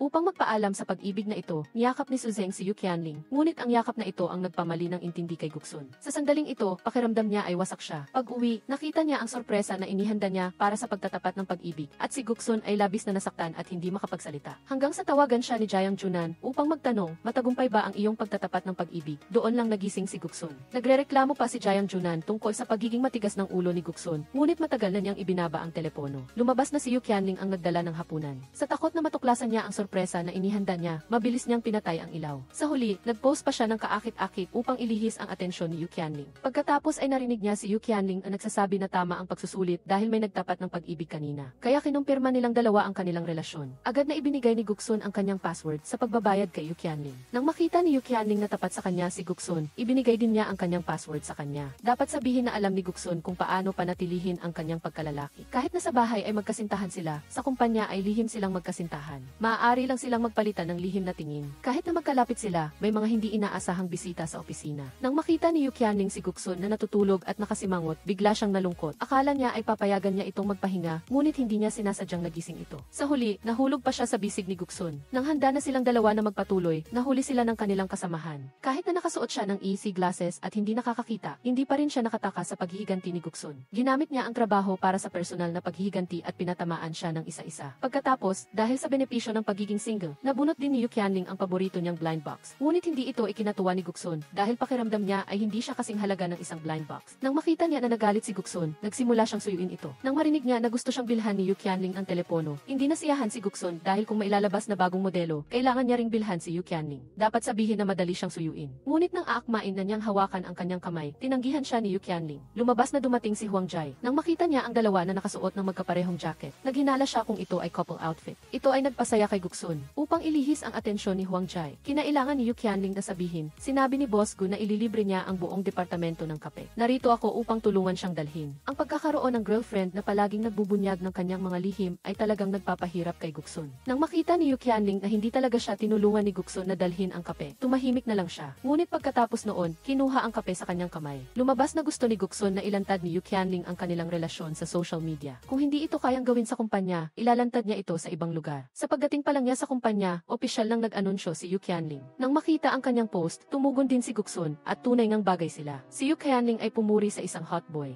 Si Guksun ay nanligaw sa isang hot girl. Pagkatapos umuwi upang makuha ang atensyon ni Guksun at higit pa, sinuri ni Yu Qianling ang maliliit na tip sa pag-ibig at naglagay ng pabango sa kanyang buhok. Hindi niya inaasahan na ang aksyon na ito ay magpapabahing kay Guksun. Lumabas na ito ay dahil bigla siyang itinulak ni Yu Qianling sa dingding. Ngunit nang maghahalikan na silang dalawa, bigla na namang bumahing si Guksun. Bagaman hindi sila nakapaghalikan sa pagkakataong ito, naisip niya ang isang paraan. Nagkunwari siyang manghiram ng hair dryer upang makapasok sa bahay ni Yu Qianling. Kahit na ang pag-ibig ay maganda, ang pagkakaibigan ay nagkaroon ng problema. Lumabas na ito ay tungkol sa paglabag. Dati, biglang umalis si Guksun nang hindi nagpapaalam sa kanya, kaya naramdaman ni Jayang Junan na hindi siya itinuturing nitong kaibigan. Bagaman ang problema sa paglabag ay perpektong nalutas. Ngunit nanatili ang pagtatalo sa pagitan ng dalawa. Nang makita ang eksenang ito, labis na nag-alala sina Yu Qianling at Chen Xingyi. Upang malutas ang pagtatalo sa pagitan ng dalawa, nakaisip si Chen Xingyi ng isang plano. Sinadya niyang banggitin ang tungkol sa pag-aaway ni Guksun at Boss Jayang sa harap ni Jayang Junan. Bagaman sa una ay hindi niya ito pinansin, nang marinig niya na sinaktan ni Boss Jayang si Guksun, hindi na siya naging kalmado. Ang asong Jayang Yishi na ito, tumakbo siya ng 100 metro papunta sa conference room, ngunit wala siyang nakita. Hanggang sa nakita niya si Guksun na buo sa harap niya, doon lang nakaramdam ng kapanatagan si Jayang Junan. Sa huli, nagkabati rin sila. Matapos malaman na magkaibigan ang dalawang nagmamahalan, binilhan ni Huang Jai si Yu Qianling ng nightgown, kahit na sinabi niya na hindi niya kailangan.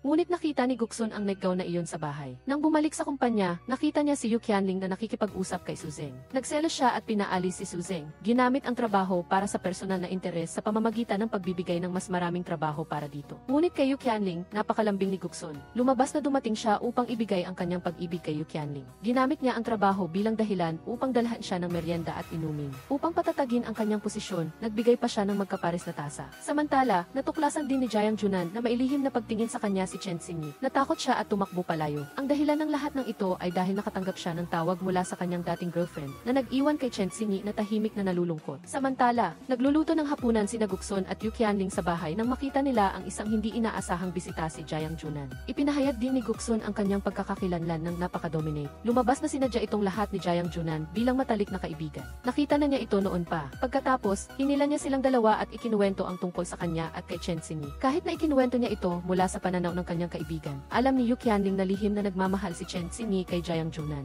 Nang marinig niya na tumakbo palayo si Jayang Junan matapos magtapat ng pag-ibig, hindi na mapakali si Yu Qianling. Alam din ni Guksun na si Jayang Junan ang taong iyon. Kinaumagahan, nang dumating sa kumpanya, hinanap ni Yu Qianling si Chen Xingyi. Balak niyang aliwin si Chen Xingyi, ngunit lumabas na nakausap na niya ang sarili. Ngunit si Jayang Junan ay hindi pa. Nang makita ni Chen Xingyi na hindi siya pinapansin, palagi siyang sumusubok na makuha ang atensyon ng kabilang partido. Ang pag-ibigan ni Guksun at Yu Qianling ay tuluyang nabunyag sa kumpanya. Ngayon, sa wakas ay hindi na nila kailangang magtago sa kanilang pagmamahalan. Plano sana ni Yu Qianling na subukan ang isang nightgown, ngunit sino ang mag-aakala na biglang kailangan ni Jayang Junan ang orihinal na drawing ng karakter ni Linsa. Hindi dala ni Yu Qianling ang kanyang laptop, kaya kinailangan niyang humiram ng laptop kay Guksun. Hindi inaasahan, pagkatapos niyang maipadala ang orihinal na drawing, dumating ang nanay ni Guksun na nagpatuloy kay Yu Qianling kung ano ang gagawin. Lalo na nang marinig niya na ito ang nanay ni Guksun, nagmamadali siyang nagsuot ng jacket at ipinaliwanag, hindi po ako karaniwang nagsusuot ng ganito. Nang marinig niyang gusto ng nanay ni Guksun, dali-daling sinabi ni Yu Qianling na bibilhan niya ng isa ang lolo't lola. Upang hindi mawala ng gana si Yu Qianling, hindi lang sila nagpalitan ng WeChat, kundi nalaman din ni Yu Qianling ang sukat ng nanay ni Guksun. Ngunit hindi inaasahan na pagkatapos maging magkaibigan sa WeChat, agad na tumawag si Guksun sa video call. Habang pauwi si Guksun, nagsimula ring magtanong ang nanay ni Guksun tungkol sa relasyon ng dalawa. Matapos umalis ni Yu Qianling, pinuri rin ng nanay ni Guksun si Guksun. Hindi inaasahan na habang dinidisiplina ng nanay si Guksun, inayos na niya ang lahat ng uri ng libro tungkol kay Aba. Pagkatapos, tumakbo pa siya sa bahay ni Yu Qianling. Lumabas na gusto niyang malaman kung may nasabi itong mali at pinaalalahanan din si Yu Qianling. Kung tatanungin ka ng nanay ko kung anong trabaho ang ginagawa ninyong dalawa, kailangan niyang sabihin na nagtatrabaho siya sa artificial intelligence. Lumabas na ang nanay ni Guksun ay ayaw na maglaro siya ng laro. Ngunit nang umuwi silang dalawa, hindi nakita ang nanay ni Guksun. Nalaman ng tatay ni Guksun na naglalaro siya. Nang makita ang pagtatalo ng mag-ina, sinubukan din ni Yu Qianling na aliwin sila. Upang magkabati silang dalawa ng mabilis, nagkunwari pa siyang nakipaghiwalay kay Guksun. Ngunit hindi inaasahan, kinaumagahan, dumating ang nanay ni Guksun. Para maging matagumpay ang plano, kailangan niyang kausapin ang nanay ni Guksun tungkol sa kanyang mga sama ng loob para lang mapatagal ang oras habang nag-uusap ng maayos si Guksun at ang kanyang nanay. Ngunit ang kanyang nanay ay matalas ang mata at nakita ang problema sa instant noodles sa bahay ni Yu Qianling. Ngunit hindi inaasahan, nang handa na siyang umalis, dumating si Guksun.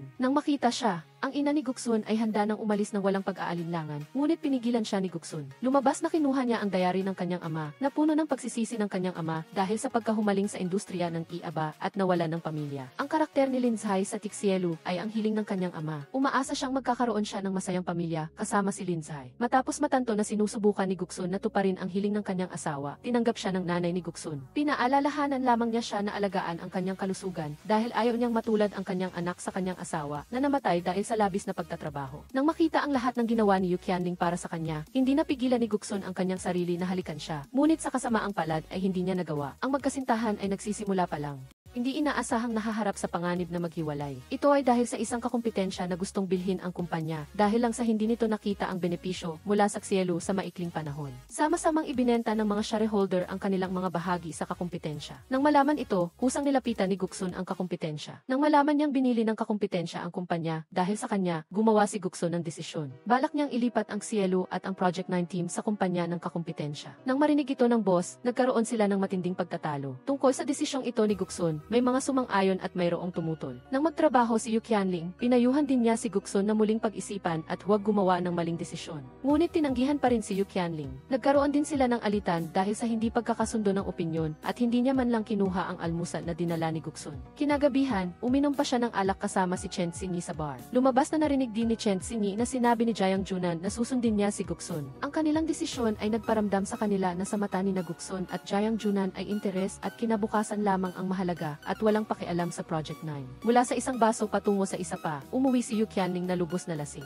Lalo siyang nagalit nang hindi niya mabuksan ang pinto dahil mali ang kanyang password. Ang kanyang sigaw ay nakaakit sa atensyon ni Guksun. Kitang-kita na bumisita si Guksun kay Yu Qianling at naglabas ng kanyang damdamin. Nireklamo niya ito at nadismaya pa nga nang lumapit ito. Walang magawa si Guksun kundi alisin ang amoy mula sa kanyang sarili. Nang makita niyang tulog na si Yu Qianling dahil sa kalasingan, maingat niya itong dinala sa kama. Kinaumagahan, nagising si Yu Qianling at nakita si Guksun, ngunit hindi niya malampasan ang balakid sa kanyang puso. Hindi lamang siya umalis mag-isa, kundi ibinalik din niya ang regalo na ibinigay ni Guksun sa kanya. Dahil matalik silang magkaibigan, ibinalik din ni Chen Xingyi ang regalo ni Jiang Junan. Hindi nila alam na mali ang pagkakaintindi nila kina Guksun at Jiang Junan. Ang dahilan kung bakit nila sinabi na dadalhin nila ang Team 5 sa kalaban na kumpanya ay upang pahabain ang panahon ng pagkuha ng kumpanya at makahanap ng mga bagong mamumuhunan. Pagkatapos ng lahat, ang pagkuha ng kumpanya ay nangangailangan ng karagdagang gastos. Ang kusa na pagdadala ni Guksun sa Team 5 sa kumpanya ay makakatipid ng malaking halaga ng pera. Kahit anong gawin ni Guksun para hanapin si Yu Qianling, hindi na siya pinansin nito. Siya pa nga ang mag-isang pumunta sa restaurant na pinag-usapan nilang dalawa dati. Hindi alam na doon, nalaman niyang ang mga shareholder ng kumpanya ay nakikipagtulungan sa kalaban na kumpanya. Pagbalik niya sa kumpanya, ipinagbigay alam sa kanya ni Chen Xingyi na si Guksun at ang kalaban na kumpanya ay magkikita ng opisyal na yun. Dali-dali siyang pumunta upang pigilan ito. Gustong sabihin kay Guksun ang tungkol sa pakikipagtulungan ng mga shareholder at kalaban na kumpanya. Nang makita ni Guksun si Yu Qianling na dumating, inakala niyang alam na nito ang kanyang plano. Kaya para hindi masira ang kanyang plano, maaari lamang siyang gumamit ng mga senyas. Bigla siyang nakaintindi nang makita ang ekspresyon ni Guksun. Sa wakas, naintindihan niya ang kanyang intensyon, ngunit ang panloloko niya ay hindi madaling palampasin. Panloloko ay panloloko. Para parusahan si Guksun, pinayagan niya itong lumuhod sa keyboard, ngunit hindi ito dapat lumikit sa keyboard. Nang makita niyang lalong nagagalit si Yu Qianling, kinailangan ni Guksun na gamitin ang kanyang tuhod para i-type ang salitang "love" sa computer. Pagkatapos, sinenyasan niya itong tingnan ang screen ng computer. Nang makita niyang humiti si Yu Qianling, dali-daling tumayo si Guksun. Nang makita ang magandang ugali ni Guksun, pinatawad din niya ito. Ikinuwento pa niya na nakita niya ang mga shareholder at ang kalabang kumpanya ngayon, ngunit alam na ito ni Guksun noon pa. Para hindi mabili ng kalabang kumpanya, naghahanap sila ng mga mamumuhunan at kinukumbinsi ang mga shareholder na huwag ibenta ang kanilang shares para mas maging maayos ang plano.